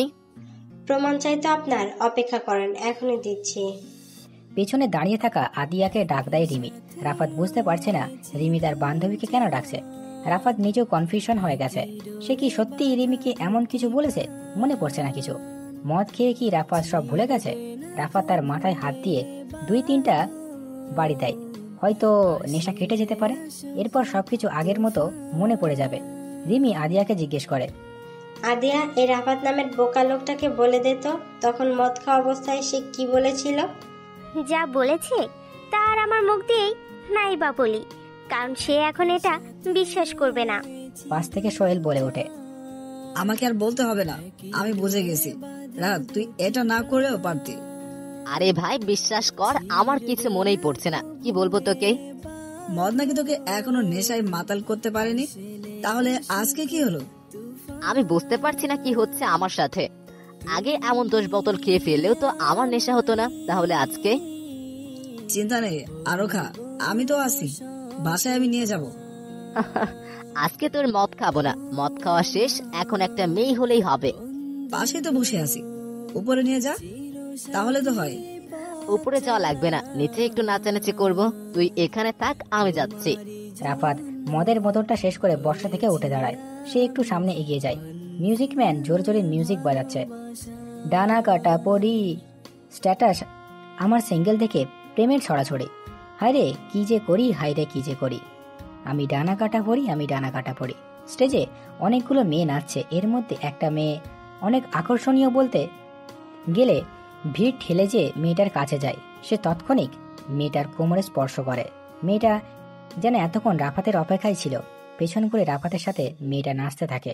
দূর থেকে এই দৃশ্যটা একজন আগন্তুক দেখে হাত থেকে মদের গ্লাসটা ভেঙে ক্লাব থেকে বেরিয়ে যায়। সোহেল বসে মদ খাচ্ছে আর রাফাতের নাচ দেখা যাচ্ছে। সোহেল এক পাশে বসে আছে রিমি আর অন্য পাশে দাঁড়িয়ে আছে আদিয়া। পাশ থেকে রিমি সোহেলের উদ্দেশ্য করে বলে ওঠে, আপনিও কি একজন রাফিয়ান? সোহেল অবাক হয়ে তাকায় রিমির দিকে। রিমি সামনের স্টেজে নাচ করা রাফাতের দিকে তাকিয়ে কথাটা বলেছে। সোহেল আশেপাশে তাকায়। রিমির পাশে যে ছাড়া অন্য কোনো ছেলে নেই যাকে এই এক কথা জিজ্ঞেস করবে। কিছু বলে না সোহেল, সামনের দিকে স্থির হয়ে তাকিয়ে আছে। এটা দেখে রিমি বলে, আপনাকেই বলছি, এদিক সেদিক তাকাচ্ছেন কেন? আমাকে বলছেন? জি, আপনাকেই বলছি। আমাকে এমন কথা জিজ্ঞেস করার আগে মানেটা কি? কেন, আপনাকে কি কিছু জিজ্ঞেস করা যাবে না? নিষেধ আছে নাকি? নিষেধ থাকবে কেন? নিষেধ নেই। তা কেন এমন প্রশ্ন করছেন সেটা যদি একটু সহজভাবে বলতেন। আপনার বন্ধু রাফাত বলছে সে নাকি একজন রাফিয়ান, কিন্তু তিনি আমাকে রাফিয়ানের অর্থ কি সেটাই বলেনি। এখন আপনাকে জিজ্ঞেস করার কারণ হলো, আপনিও যদি একজন রাফিয়ান হয়ে থাকেন তাহলে আমাকে রাফিয়ানের মানে বোঝাবেন। সোহেল রিমির কথাটা বিশ্বাস করে না। বিশ্বাস করবেই বা কেমন করে? রাফাত তার নিজের পরিচয় কাউকে এমন ভাবে কখনো বলে না। সেখানে একটা অপরিচিত মেয়েকে নিজের পরিচয় দিয়ে দিবে, ভাবতেই হাসি পায় সোহেলের। সে আবার চিন্তা করে, রাফাত তো মদ খেয়েছিল, তাহলে কি নেশার করে কিছু বলে দিয়েছে? এমন কিছু একটা হতে পারে।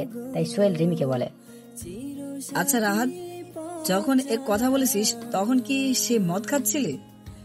মদ খাচ্ছিল আর কথাগুলো বলছিল। রিমির কথা শুনে রাফাত জোরে জোরে হাসতে থাকে। এটা দেখে রিমি বলে ওঠে, আপনি পাগলের মতো হাসছেন কেন? হাসবো না কেন সেটা বলবেন? রাত মদ খাওয়া অবস্থায় মাতাল হয়ে কি না কি বলছে আর আপনি সেটা সত্যি ভেবে নিচ্ছেন? কি বোকামে আপনি! তার মানে রাফাত নেশার ঘরে এই কথা আমাকে বলেছে? হ্যাঁ, সে নেশা ঘুরে এমন কথা বলছে। তাহলে সে করেটা কি? সোহেল এবার আর সাথে সাথে জবাব দিতে পারে না, কারণ রাফাত যা করে এটা বলা সবার নিষিদ্ধ। কিন্তু এখন যে রিমিকে কি উত্তর দিবে? যদি রাফাতের আসল পরিচয় জানে তাহলে? আমি আর রাহাত কি একত্রে ছোট ব্যবসা করি? কেমন ব্যবসা? বাংলাদেশের পণ্য বিদেশে সাপ্লাই দেই। তাহলে তো ভালো টাকা ইনকাম হয় আপনাদের। সাপ্লাই যেমন দেই প্রফিটও তেমনই পাই। রিমি কিছু বলতে যাবে এর আগেই তাড়াহুড়ো করে রাফাত এসে দাঁড়ায় সোহেলের সামনে। তাকে থেকে বোঝা যাচ্ছে কোনো বিষয় নিয়ে সে খুবই ভয় পেয়ে যাচ্ছে। রাফাত কাউকে কিছু বলার সুযোগ না দিয়ে সোহেলের হাত ধরে টেনে নিয়ে যায়। তারপরই সোহেলকে টানতে টানতে ক্লাব থেকে বের করে আনে রাফাত। সোহেলও ছোট বাচ্চাদের মতো রাফাতের সাথে সাথে আসতে থাকে, কারণ সে জানে রাফাত যেটা করে সেটার পিছনে অনেক কারণ থাকে। কিন্তু সে এই কারণগুলো কাউকে বলতে স্বাচ্ছন্দ্য বোধ করে না। একটু দুপা চালানোর পর সোহেল আর রাফাত একটুতে ভর দিয়ে দুজনেই হাঁপাচ্ছে। রাফাতের চোখে মুখে এখন আর নেশা চাপ বোঝা যাচ্ছে না। মানুষ যখন কোনো ব্যাপারে ভয় পেয়ে যায় তখন তার চোখ মুখ পরিবর্তন হয়ে যায়। ঠিক এমন অবস্থা হয়েছে রাফাতের। সে যে কিছুক্ষণ আগে মদ খেয়ে মাতাল হয়েছিল, এটা এখন তাকে দেখে বোঝা যাচ্ছে না। রাফাত যে সোহেলের বাইকের কাছে দাঁড়ায়, কিন্তু সোহেলের নিজ জায়গা থেকে এক পা সরে দাঁড়ায় না। সে নিজেকে এমনভাবে রাফাতের কাছে উপস্থাপনা করেছে যাতে রাফাত তাকে কারণটা বলতে বাধ্য। কিন্তু রাফাত তো কারণ বলতে পারবে না, কারণ এখন হাতে সময় নেই, সময় খুব কম। রাফাত সোহেলকে একটু রাগী কণ্ঠে বলে, সোহেল, তুই দাঁড়িয়ে আছিস কেন? তোকে কি নিমন্ত্রণ করতে বলতে হবে এসে বাইক চালানোর কথা? সোহেল এবারও নিজ জায়গা থেকে নড়ে চড়ে না। রাফাতের কথার জবাব পর্যন্ত দিচ্ছে না। রাফাত সোহেলকে আবারও বলে, তুই কি আজ বাইক চালাবি না? দেখ, না চালালে চাবিটা আমাকে দে, আমি চালাবো। রাহাত, কাহিনী কি? আমি তো কিছু বুঝতে পারছি না। কিসের কাহিনী কি? তুই কি বলছিস এটা আমি বুঝতে পারছি না। হঠাৎ ক্লাব থেকে এমন ভাবে বের হয়ে আসলি কেন? সেটা পরে বলছি, এখন তুই তাড়াতাড়ি এসে বাইকটা স্টার্ট দে।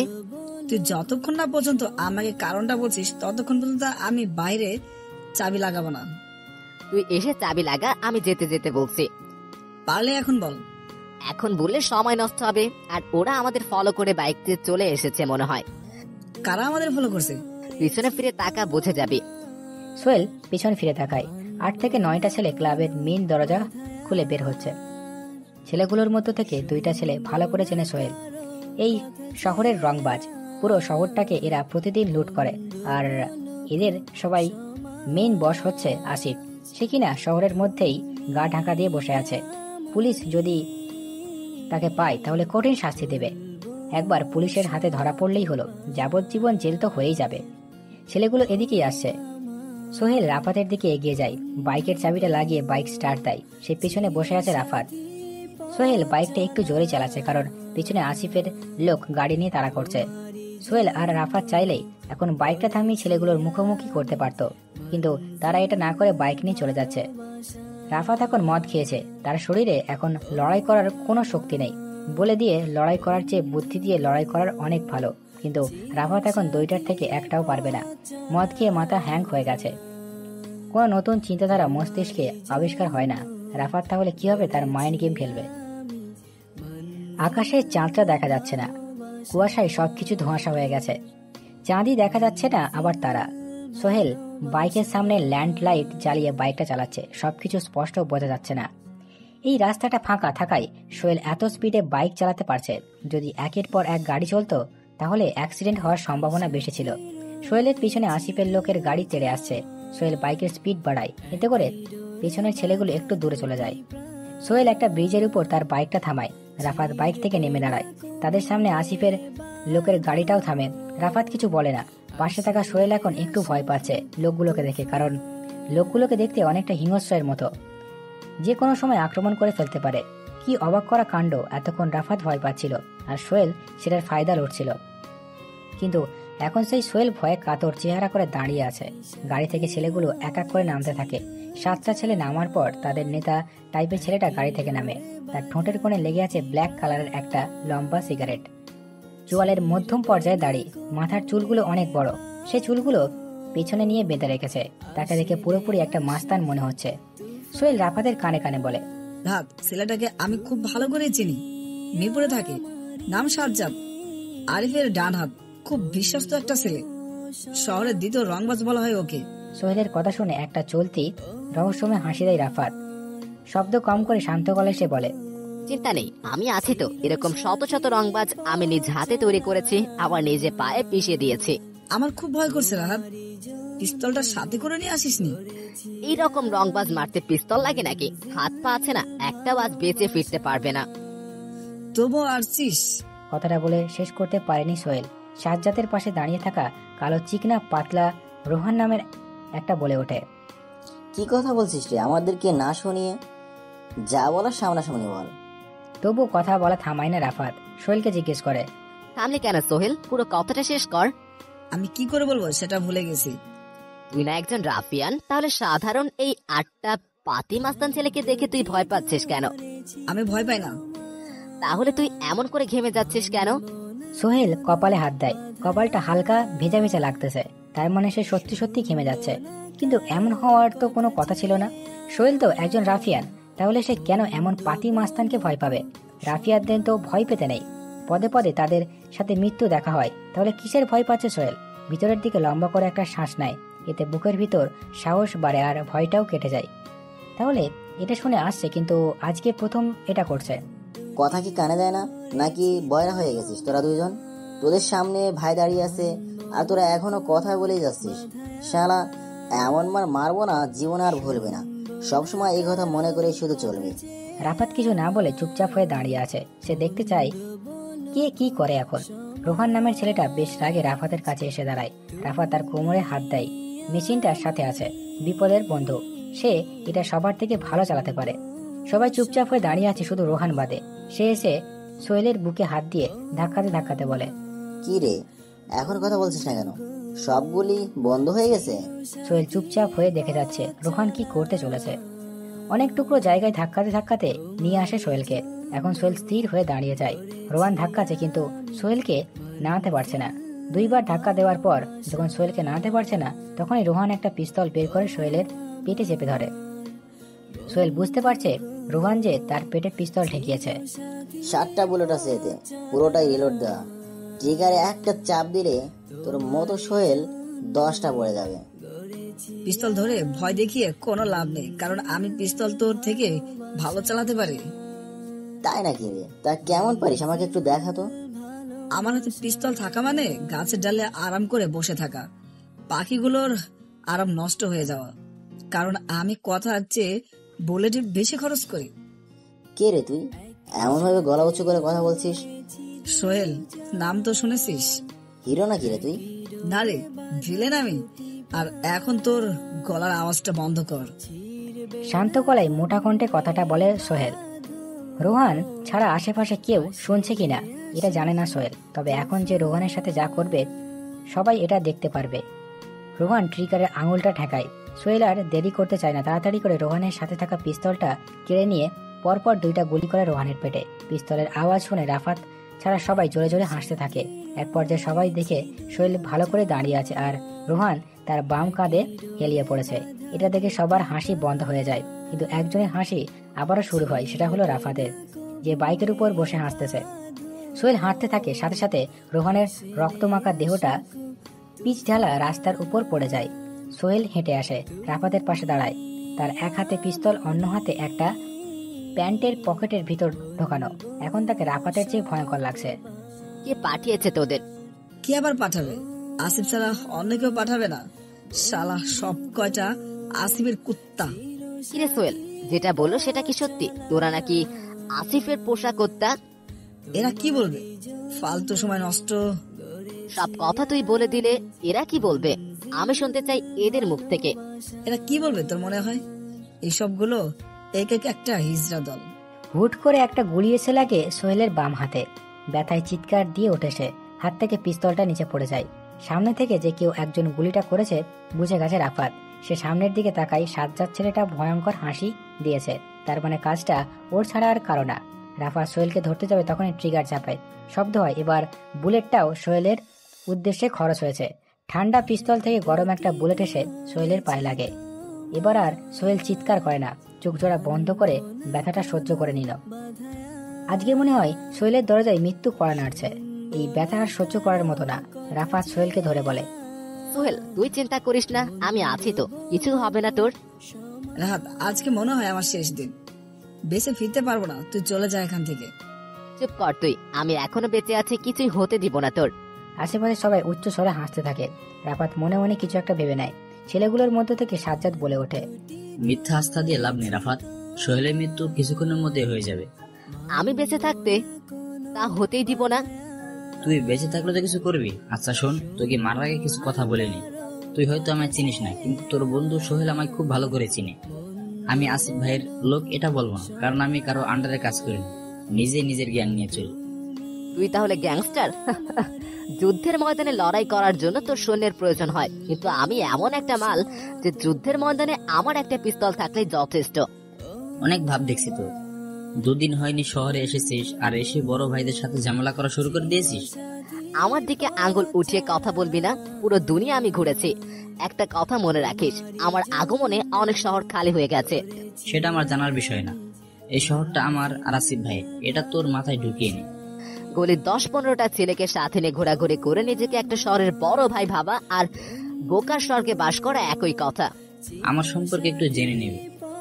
আমি কি গলির 10-15টা ছেলের সাথে নিয়ে নিজেকেই ভাই ভাবি, নাকি শহরের অর্ধেকটা জুড়ে আমার রাজত্ব চলে? ভুলে যায় কথা, কারণ এই রাফাত যে শহরে পা রাখে সেই শহরটা তার নিজের হয়ে যায়। কোন ভাই ডন আমি আমার গুনাতে ধরি না। রাফাতের কথা শুনে অনেক বেশি রেগে যায় সাজ্জাদ, কেননা লোকের সামনে দাঁড়িয়ে তাকে অনেক খারাপভাবে অপমান করে যাচ্ছে রাফাত নামের এই নতুন ছেলেটা। সাজ্জাদের পাশে দাঁড়িয়ে থাকা মোটা তাজা শরীরের অধিকারী পুলক নামের ছেলেটাকে উদ্দেশ্য করে বলে, পুলক, জাত ছেলেটাকে আমার পরিচয়টা ভালো করে দিয়ায়। পুলক এগিয়ে আসে রাফাতের দিকে। রাফাত হাত দুটো তার লম্বা কোটের প্যান্টের পকেটে ঢুকিয়ে দাঁড়িয়ে আছে। পুলক রাফাতকে মারতে যাবে, তখনই তারপরই 5-5টা ব্ল্যাক কালারের দামি গাড়ি এসে থামে রাফাতের পেছনে। সাজ্জাদ সহ তার দরবল তাকিয়ে আছে গাড়িগুলোর দিকে। পুলক রাফাতের কোটের কলারটা চেপে ধরে। রাফাত তীক্ষ্ণ দৃষ্টিতে তাকায় পুলকের দিকে। মোটা তাজা ছেলের সাহস থেকে সে অবাক হয়ে যাচ্ছে। পুলকের চোখে মুখে কোনো ভয়ের কোনো রেখা নেই। রাফাত এমন একটা লোক খুঁজতেছিল যে কিনা তার সামনে দাঁড়িয়ে তার আসল পরিচয় জেনেও রাফাতের কলা ধরার সাহস রাখবে। রাফাত চুপ করে দাঁড়িয়ে আছে। শোনা গেছে চুপ করে থাকা ব্যক্তিরা নাকি খুব রহস্যময় আর ভয়ঙ্কর হয়ে থাকে। সবার দৃষ্টি যখন গাড়িগুলোর দিকে, তখনই গাড়ি থেকে অনেকগুলো কালো কোট পরা ছেলে নেমে সামনের দিকে আসতে থাকে। প্রতিটা ছেলের হাতে M4A1। এই মেশিনের এত পাওয়ার যে তার একটা ছোট্ট বুলেট যে কোনো মানুষকে নিমেষে মৃত্যুর দিকে ঠেলে দিতে পারে। ছেলেগুলোকে দেখতে অনেক ভয়ঙ্কর লাগছে। সাজ্জাদ সহ তার লোকেরা ভয় পেয়ে গেছে। এই ছেলেগুলো এখানে কেন এসেছে? সবার বাকরুদ্ধ, সবার মনের ভিতর কেমন যেন মৃত্যুর ভয় হ্রাস করছে। এখনই মনে হয় কিছু একটা হয়ে যাবে এমন অবস্থা। নীরব পরিবেশটাও যেন এটাই চাইছিল। রাফাত একটা ছেলেকে হাত দিয়ে ইশারা করে তার দিকে আসার জন্য। ছেলেটা রাফাতের কলার ছাড়িয়ে নেয় পুলকের কাছ থেকে। সে পুলকের বুকে সজোরে একটা লাথি মারে। পুলক নিচে পড়ে যায়। রাস্তায় পড়ার কারণে তার হাত থেকে ছুলে গেছে। তার শরীরের অবস্থা দেখে বোঝা যাচ্ছে। রাফাত ছেলেটার হাত থেকে গানটা নিয়ে নিজের হাতে রাখে। হালকা করে গানের উপরে হাত বোলাতে বোলাতে বলতে থাকে, আমি আমার নিজের পরিচয় নিজে দিতে পারি না, কিন্তু বুঝে দিই যে আমি কতটা হিংস্র আর ভয়ঙ্কর। কথাটা বলে রাফাত MA41 দিয়ে 3টা গুলি করে। প্রতিটা বুলেট যেয়ে পুলকের বুকে লাগে। পুলক জোরে একটা শ্বাস নিয়ে আস্তে আস্তে করে ছাড়তে থাকে। আর একবার যে ভিতরের দিকে শ্বাস নিবে এই সুযোগ হয়ে ওঠেনি তার। রক্তমাখা দেহটা দুই পক্ষের সামনে পড়ে আছে। রাফাত এবার সাজ্জাদকে উদ্দেশ্য করে বলে, আমি তোকে অনেক আগে থেকেই চিনি, আলাদা করে পরিচয় দিতে হবে না। এই শহরে কে কি করে, কার কি কাজ, কত ক্ষমতা, সব আমার জানা আছে। চিন্তা করিস না, তোকে সহজে মেরে দিব, কষ্ট দিব না। ভাই কে আপনি? শুনতে চাস আমার পরিচয়? তার আগে একটা ঘটনা শোন। কালকে রাতে আমার খুব ভালো ঘুম হয়েছে। ঘুমের মধ্যে কোনো খারাপ স্বপ্ন দেখি নেই। এখন তো শীতকাল, সারাক্ষণই কেমন যেন শীত শীত করছিল। একটা হিম হাওয়া শরীরের উপর দিয়ে বয়ে যাচ্ছিল। কিন্তু চিন্তা করছিলাম আমি শুয়ে থেকে উঠে কম্বলটা গায়ে নিব, কিন্তু আমি সেটা না করেই ঘুমিয়ে পড়ি। সকালে উঠে দেখি আমার গলা পর্যন্ত কম্বলটা টেনে দেওয়া। তুই আর ভাবিস না, আমার মা আছে তাই এমন কিছু করবে। এটাই আমার ক্ষমতা। চাইলেই শহরটাকে ধ্বংস করে দিতে পারি, কিন্তু এটা আমি করি না। থাক, তোকে আর কিছু বলবো না। সাজ্জাদের চোখে মুখে হাসির একটা ঝলক দেখা যাচ্ছে, এমন যে মৃত্যুর হাত থেকে রক্ষা পেয়ে গেছে। সবাই এটা লক্ষ্য করেছে। সাজ্জাদ দৌড়ে যে রাফাতের পায়ে পড়ে যায়। সে রাফাতের পা দুটো চেপে ধরে বলতে থাকে, ভাই আপনি আমাকে মাফ করে দিবেন। তাহলে অনেক অনেক ধন্যবাদ আপনাকে আমার জীবন ভিক্ষা দেওয়ার জন্য। আমি কখন তোকে বলেছি মাফ করে দিব? কেন ভাই, এই মাত্রই তো বললেন তোকে আর কিছু বলবো না।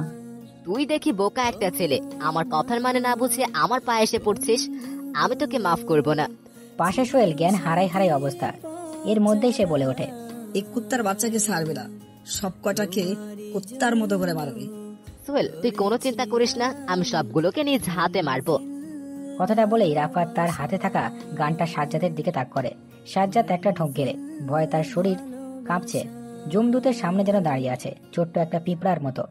মানুষের মৃত্যুটা হঠাৎ করেই আসে, সৃষ্টিকর্তা ছাড়া অন্য কারো হাত থাকে না এতে। মাস্তান, সন্ত্রাস, চোর ডাকাতের জীবন এই সকল লোকেদের হাতে শেষ হয়।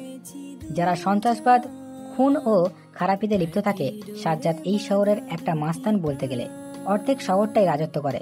সে তার ক্ষমতার অপব্যবহার করেছে। তার বিরুদ্ধে কথা বলার কেউ ছিল না, কিন্তু আজ রাফাতের সামনে পা ধরে বসে আছে। নিয়তি মানুষকে কোথায় থেকে কোথায় নিয়ে এসে। রাফাত তার মাথার বড় টুপিটা খুলে পাশে দাঁড়িয়ে থাকা ছেলেটার হাতে দেয়। সবাই তাকিয়ে আছে রাফাতের দিকে। এখন স্পষ্ট বোঝা যাচ্ছে গাড়িগুলোর আলোয় রাফাতের মুখটা। সাজ্জাদ ভালো করে তাকিয়ে দেখে রাফাতের মুখটা। সে অনেক আগেই কখনো দেখেছে, কিন্তু সেটা কথাই মনে পড়ছে না। রাফাত সাজ্জাদের দিকে তাকাই।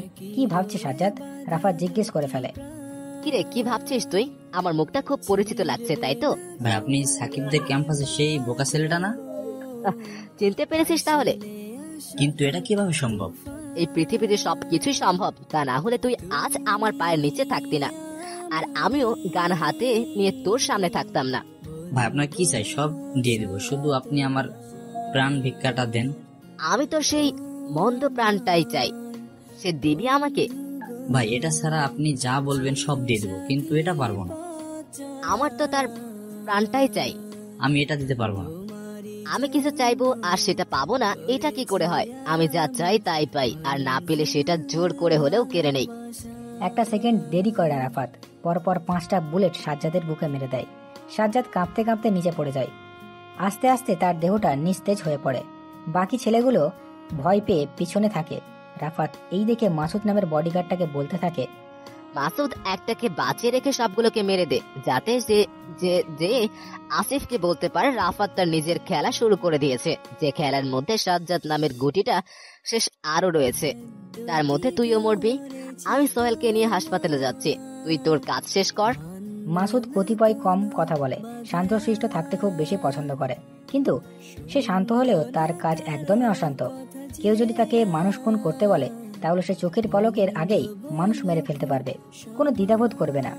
রাফাত সবচেয়ে বেশি বিশ্বাস করে এই মাসুদকে, আর দলের সবচেয়ে সাহসীও এই মাসুদ। রাফাত 2টা বডিগার্ডকে ডাক দেয়, ইশারা করে সোহেলকে সাবধানে গাড়িতে নেওয়ার জন্য। সোহেল জ্ঞান হারিয়ে ফেলেছে। 2টা গুলি লেগেছে, একটা হাতে অন্যটা পায়ে। রাফাত গাড়ির কাছে যেয়ে দাঁড়ায়। একটা বডিগার্ড এসে গাড়ির দরজা খুলে দেয়। রাফাত গাড়িতে যেয়ে বসে পড়ে। একটা গাড়ি বাদে সবগুলো গাড়ি জায়গাটা ত্যাগ করে। রাত 10টা। রাফাত হাসপাতালের একটা বেঞ্চের উপর বসে আছে। আশেপাশে মানুষজন কেমন যেন একটা বিশৃঙ্খলা সৃষ্টি করেছে। কারো আপনজনের হারানোর কান্না, আবার কারো শেষ নিঃশ্বাস আগ মুহূর্তের অবস্থা দেখে কান্না। এমন যেন বিরক্তিকর হয়ে যাচ্ছে রাফাত। হাসপাতালের গন্ধটাও ভালো লাগছে না তার, কিন্তু উপায় নেই, কি করবে। রাফাতের মাথা ব্যথা করছে। সে কখনো এত পরিমাণ চিন্তা করেনি যতটা আজ করতে হচ্ছে। কারণ একটার প্রাণের চেয়েও প্রিয় বন্ধু সোহেলের অপারেশন হচ্ছে। কি হবে ভাবতে পারছে না সে। এখন বারবার সোহেলের সাথে কাটানো ছোটবেলার কথা মনে পড়ে যাচ্ছে। রাফাত মাথাটা নিচু করে কোনোই 2টা হাঁটুর উপর রেখে নিজের হাতের দিকে দেখায়। এই হাত দিয়ে রাফাত কত মানুষ মেরেছে এটা সে নিজেও জানে না, কিন্তু আজ এই হাত কাঁপছে। নিজের বন্ধুর রক্তমাখা দেহটা সে এই হাত দিয়ে ধরেছে। রাফাত মনে মনে ভেবে নেয়, যে করেই হোক আসিফকে খুঁজতে হবে আর তাকে মারতে হবে। কিন্তু আনিস এখন কোথায়? ভাবতে গেলে রহস্যময় মায়াজাল সামনে চলে আসে। আসিফ তো গা ঢাকা দিয়েছে, তাকে খুঁজে পাওয়া এতটা সহজ বলে মনে হবে না। এই পৃথিবীতে খুঁজলে সবকিছুই পাওয়া যায়। কথায় আছে, ভালো করে সন্ধান করলে সৃষ্টিকর্তাকেও পাওয়া যায়। এটা তো সামান্য ঢাকা শহর, সামান্য ছোট্ট একটা পাতি মাস্তান। সময় লাগবে না রাফাতের। প্রতিটা শহরে একটা করে বড় ডন থাকে, কিন্তু ঢাকা শহরে এটা নয় 2টা ডন, সাজ্জাদ আর আসিফ। রাফাত একটা ডনকে শেষ করেছে, অন্য আর একটা রয়েছে। বসা থেকে উঠে দাঁড়ায় রাফাত। সময় অনেক হয়ে গেছে, এখনো বের হচ্ছে না ডক্টর সাহেব। তাহলে কি সোহেলের কিছু হয়ে গেছে? কিছু ভাবতে পারছে না সে। রাফাত অপারেশন থিয়েটারের দিকে তাকায়। লাল বাতিটা নিভে গেছে। অপারেশন থিয়েটার থেকে 2জন ডাক্তার বের হয়, তাদের মুখে সার্জিক্যাল মাস্ক লাগানো। রাফাত সামনে এগিয়ে যায়, তার চোখে মুখে জানার অধিক আগ্রহ। কি অবস্থা এখন তার বন্ধু সোহেলের? একজন ডাক্তার রাফাতের সামনে এগিয়ে আসে। তিনি মুখ থেকে মাস্কটা খুলে বলতে থাকে, আপনি রোগীর কি হন? বন্ধু কেন? ওনার পরিবারের লোকজন কোথায় তাদেরকে জানানো হয়েছে? পরিবার বলতে আমি ছাড়া তার কেউ নেই এই পৃথিবীতে। আমায় বলুন কি হয়েছে, টাকার প্রয়োজন, কত টাকা লাগবে? আরো টাকা লাগবে, আমি দিব, সমস্যা নেই। আমার বন্ধুকে আমি সুস্থ দেখতে চাই। আপনি এত অস্থির হবেন, আমি বলছি আপনার বন্ধু এখন মোটামুটি সুস্থ, তবে হাত পা নড়াচড়া করতে পারবে না কিছুদিন। কতদিন লাগবে সোহেল সুস্থ হতে? দেখেন, এটা তার রেস্টের উপর ডিপেন্ড করে। সে যদি নিয়ম মেনে চলাফেরা করে তাহলে অতি তাড়াতাড়ি সুস্থ হয়ে যাবে, আর নিয়ম ভঙ্গ করলে কি হবে সেটা তো বুঝতেই পারছেন। আমি আশা করি আপনারা ওনার খেয়াল রাখবেন। আর একটা কথা, সোহেল এখান থেকে ছাড়া পেতে কতদিন সময় লাগবে? আপনি চাইলে কালকে বিকেলের দিকে নিয়ে যেতে পারবেন। সকালের দিকে পারা যায় না। দেখেন, এটা হাসপাতাল, এখন থেকে অনেক ঝামেলা পেরিয়ে তারপর যেতে হবে। আমরা এসে সকালে চেক আপ করবো, তারপর মেডিসিন দিয়ে বিকেলের দিকে রিলিজ করে দেবো। কি ঝামেলা? বেরোতে হবে বলেন, আমি ঝামেলা সমাধান করে দিচ্ছি। ডাক্তার সাহেব অনেক অবাক হচ্ছেন, কেননা 2টা গুলি লেগে যাওয়া মারাত্মক রোগীকে তিনি সকালে নিয়ে যেতে যাচ্ছিল। রাতে অপারেশন হয়েছে, এখন 12 ঘন্টা না হতেই উনি তাকে নিয়ে যাওয়ার চিন্তা করছে। এতে রোগীর তো আরো খারাপ অবস্থা হবে, সেটা কি এই ব্যক্তিটা বুঝতে পারছে না? রাফাত ভিতরে এইরকম 2টা অস্থিরতা কাজ করছে, মানুষের ভিতর তো করে, কিন্তু রাফাত এত অস্থিরতা প্রকাশ করছে কেন বুঝতে পারছে না ডাক্তার সাহেব। তাই তিনি রাফাতকে জিজ্ঞেস করে, আপনি এত যাওয়া যাওয়া করছেন কেন? হাসপাতালে কি কোনো সমস্যা থাকলে বলেন, অন্য জায়গায় শিফট করে দেই। আমার চেয়ে সোহেলের বেশি শত্রু, তাই তাকে এখানে রাখা যাবে না। আমি দেখছি কি করা যায়। আমি কালকে সকালে সোহেলকে নিয়ে যেতে চাই, বাসায় ডাক্তারের ব্যবস্থা আমি করব। আপনি হাসপাতালে যাবতীয় খরচ দেওয়া শেষ করেন, তারপর নিয়ে যাবেন সকালে। সবকিছু কমপ্লিট করা হয়ে গেছে, এটা নিয়ে আপনাকে চিন্তা করতে হবে না। আপনি শুধু সোহেলকে নিয়ে একটু চিন্তা করেন কিভাবে তাকে অতি তাড়াতাড়ি সুস্থ করা যায়। ডাক্তার সাহেব রাফাতের দিকে তাকায়, মাথা থেকে পা পর্যন্ত স্ক্যান করেন তিনি। দেখে বড়লোক একটা ভাব আছে, কিন্তু সে তার বন্ধুর জন্য এত টাকা কেন খরচ করতেছে? হাসপাতালের বিল অনেক হয়েছে, এটা তো সম্ভব না। একটা বন্ধুর প্রতি আরেকটা বন্ধুর এমন নিবিড় সম্পর্ক আজকালকার যুগে কেউ কারোর জন্য এমন করে না। ডাক্তার রাফাতকে উদ্দেশ্য করে বলে, সব বিল কি কমপ্লিট করেছেন? কি মনে হয় আপনার? একটা কথা জিজ্ঞেস করব? করতে পারেন, সমস্যা নেই। বিল তো অনেক টাকা এসেছে, এত টাকা কি আপনি একা দিয়েছেন? রাফাত মনে মনে অনেক কিছু ভাবছে যে ডাক্তার সাহেব অন্য কোনো প্রশ্ন করবে, কিন্তু এমন নিঃসংকোচ প্রশ্ন ভাবতেই হাসি পাচ্ছে রাফাতের, কেননা এমন প্রশ্ন সাধারণত কেউ করে না। কিন্তু ডাক্তার সাহেব কেন এমন প্রশ্ন করলো? মেলাতে পারছে না রাফাত। ডাক্তার সাহেবের করা প্রশ্নের উত্তরটা যে রাফাতের জানা, তাই জবাব দিতেই তার কোনো দেরি হলো না, সাথে সাথে ডাক্তার সাহেবকে বলে দিল, বিল আমি ছাড়া আর কে দিবে? আমি দিয়েছি। ওনার আপনজন কেউ নেই, তারা কোথায়? আমি ছাড়া সোহেলের কেউই নেই। বুঝতে পারছি, দুজন তাহলে একসাথে থাকেন। জি, সোহেলের কাছে কখন যেতে পারবো? তাহলে এখনই কেবিনে শিফট করা হবে, সকালের আগে জ্ঞান ফিরে আসবে, সাথে ঘুমের ওষুধ দিয়ে দিয়েছি। কথাটা বলে চলে যায় ডাক্তার সাহেব। রাফাত আজকে অনেক টেনশনে আছে, কিন্তু এখন পর্যন্ত একটা সিগারেটও খেতে পারলো না। হাসপাতালে সিগারেট খাওয়া নিষিদ্ধ। রাফাত এখন একটা সিগারেট জ্বালাবেই আর পারছে না। সে একটা সিগারেট ঠোঁটের কোণে লাগিয়ে ভাবতে থাকে, সিগারেট মৃত্যুর কারণ, আবার এই সিগারেটই মানুষকে মৃত্যুর হাত থেকে রক্ষা করে। কথাটা খুব রহস্যময় হলেও এটাই বাস্তব। কেউ বলবে লেখক কি পাগল হয়ে গেছে নাকি? সিগারেট মানুষের মৃত্যুর হাত থেকে রক্ষা করে। সিগারেটের প্যাকেটের গায়ে লেখা থাকে ধূমপান করা স্বাস্থ্যের জন্য ক্ষতিকর, কিন্তু এটা যেমন ক্ষতিকর দিক, আবার অন্য কথায় মানুষের মাথার যখন কোনো গভীর চিন্তা ঘোরাফেরা করে, তখন একটা বা দুইটা সিগারেট খেলে সেই চিন্তা দূর হয়ে যায়। সবাই সিগারেটের খারাপ দিকটাই দেখে আসছে, আজ পর্যন্ত কেউ চিন্তামুক্ত করার বিষয়টা লক্ষ্য করেনি। করবে কি করে? যারা সিগারেট খায় না তারা জানবে কি করে এটা খেলে কি হয়? রাফাত হাসপাতাল থেকে বেরিয়ে রাস্তায় চলে আসে। লম্বা পিচঢালা রাস্তা, অনেক পথ যেতে হবে তাকে। কত পথ যেতে হবে তা নিজেও জানে না। রাত অনেক হয়ে গেছে, কুয়াশায় চারিপাশ ঢেকে গেছে। রাস্তায় তেমন একটা গাড়ি নেই, মানুষজন তো বলতেই নেই। সবাই নিজ ঘরে অবস্থান করছে, কারণ শহরে এই রাতে বের হওয়া ঠিক না। শহরে খুন খারাপি বেড়ে গেছে, মানুষজনের মনের ভিতরে একটা ভয় ঢুকে গেছে। সবারই নিজের জীবনের একটা মূল্য আছে। যদি কেউ একটা লোককে বলতো, তুই তোর প্রাণটা দিয়ে দে, আমি তোকে এই পুরো পৃথিবীটা দিয়ে দেবো, তবুও কেউ নিজের প্রাণ পাখিটা দিত না। একটা প্রাণের মূল্য অনেক বেশি, যেটা ভিতর থেকে বের হয়ে গেলে আর ভিতরে ঢোকানো সম্ভব হয় না। নিজেদের প্রাণের রক্ষার জন্য সবাই তাদের ঘরে অবস্থান করছে। রাফাত নিজের বাসার উদ্দেশ্যে যেতে থাকে। ঠোঁটের কোণে সিগারেটটা এখনো ঝুলে আছে। হয়তো কিছুক্ষণের সময়ের ব্যবধানে জ্বলন্ত সিগারেটটাও শেষ হয়ে আসবে, আর রাফাতের চিন্তাটাও বেড়ে যাবে। স্যার, আমাকে নেবেন? চিকন মেয়েলি কণ্ঠে কথাটা শুনে রাফাত রাস্তার আশেপাশে তাকায়। এত রাতে মেয়ের কণ্ঠ, তাও এমন নিঝুম রাতে।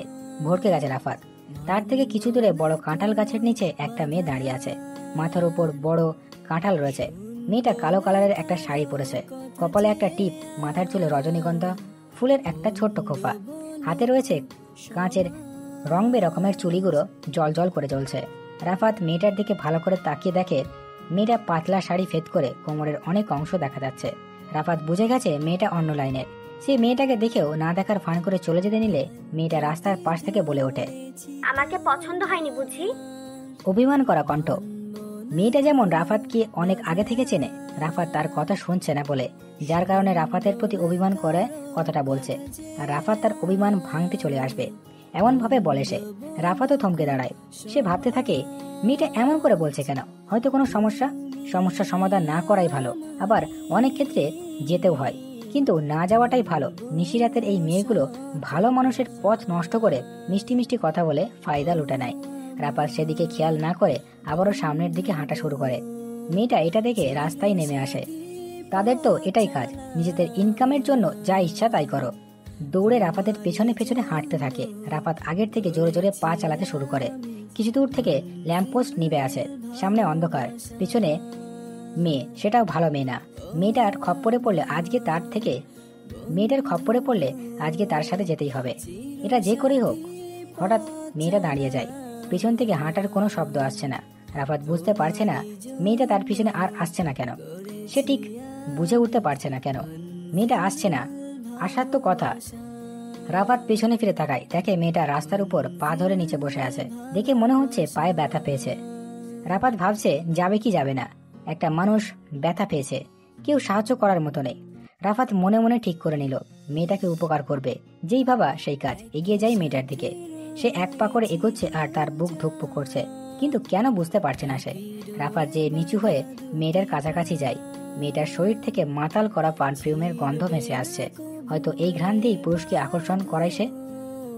মারিয়া বুঝতে পেরেছে তার পাশে কেউ ঝুঁকে পড়েছে, তাই সে মাথা উঁচু করে দেখে রাফাত নামের ভদ্রলোকটা।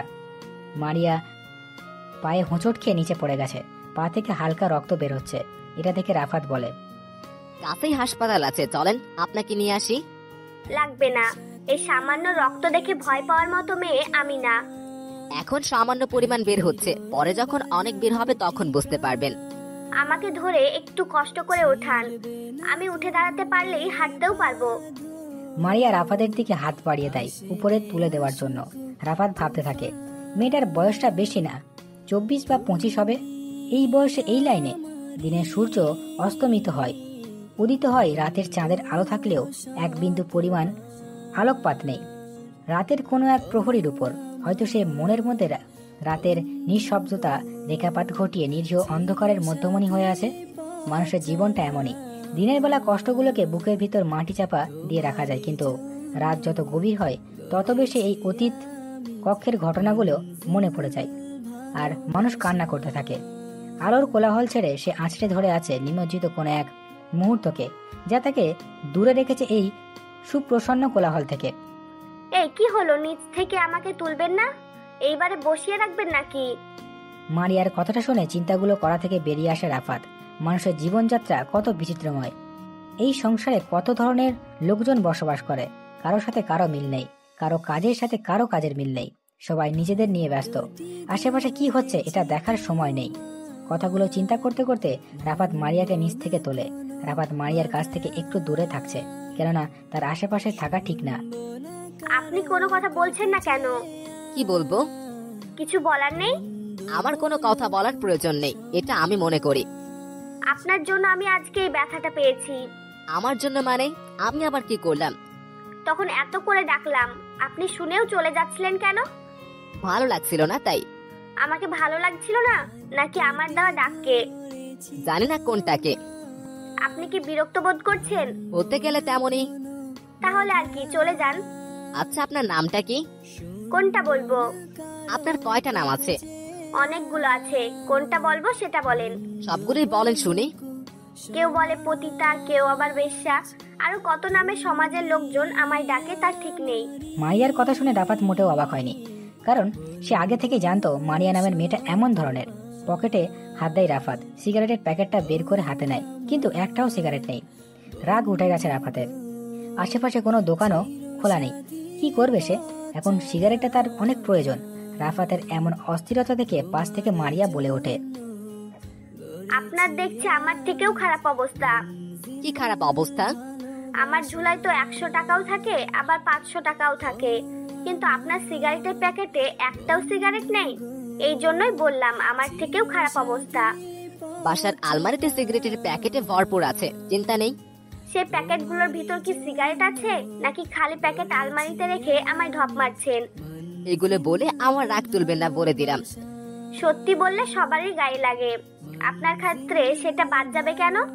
আপনি চাইলে আমার বাসায় যেয়ে আমার আলমারি চেক করতে পারেন। রাফাতের কথা শুনে মারিয়া চোখের পলকের আগেই রাফাতের বাম হাতটা জড়িয়ে ধরে। রাফাত বুঝে গেছে মারিয়ার কথাটা বলা একেবারে ঠিক হয়নি, কারণ এই সকল মেয়েদের একবার সুযোগ দিলে বারবার সুযোগ নিতে চায়। এখন যেমন রাফাতের কথাটা ভিতর মারিয়া একটা সুযোগ মেরে দিয়েছে। রাফাতের কথা মানে না বুঝেই মারিয়া এমন করে হাত জাপটে ধরেছে। আপনি বলছেন আপনার বাসায় যাওয়ার জন্য, আর আমি যাব না, এটা কি করে হয়? হাত ছেড়ে কথা বলেন। হাত ধরার অনুমতি পেয়েছি, কিন্তু ছাড়ার অনুমতি তো পাইনি। হাত ধরার অনুমতি কখন দিলাম? আচ্ছা, এবার হাতটা ছাড়েন। না, ছাড়বো না। ছাড়বেন না মানে? ছাড়ার অনুমতি তো দিয়েছি। এগুলো বাদ দেন। আপনি যদি আরো আগে বাসায় যাওয়ার কথাটা বলতেন, তাহলে এতক্ষণ সময় কারো নষ্ট হতো না, কিন্তু আপনি আমাকে নেবেন সেটা আগে বলতে হতো। এখন আপনার সময় নষ্ট হচ্ছে। আপনি আমাকে যেমন ছেলে মনে করেছেন, আমি তেমন ছেলে না। সবাই এটাই বলে, কিন্তু পরে যে দেখা যায় সবাই কেউ মেয়ের দেহ ছাড়তে রাজি না। সবাইকে এক পাল্লায় ওজন করলে হবে না, কারণ সবার ওজন সব পাল্লায় মাপতে পারে না।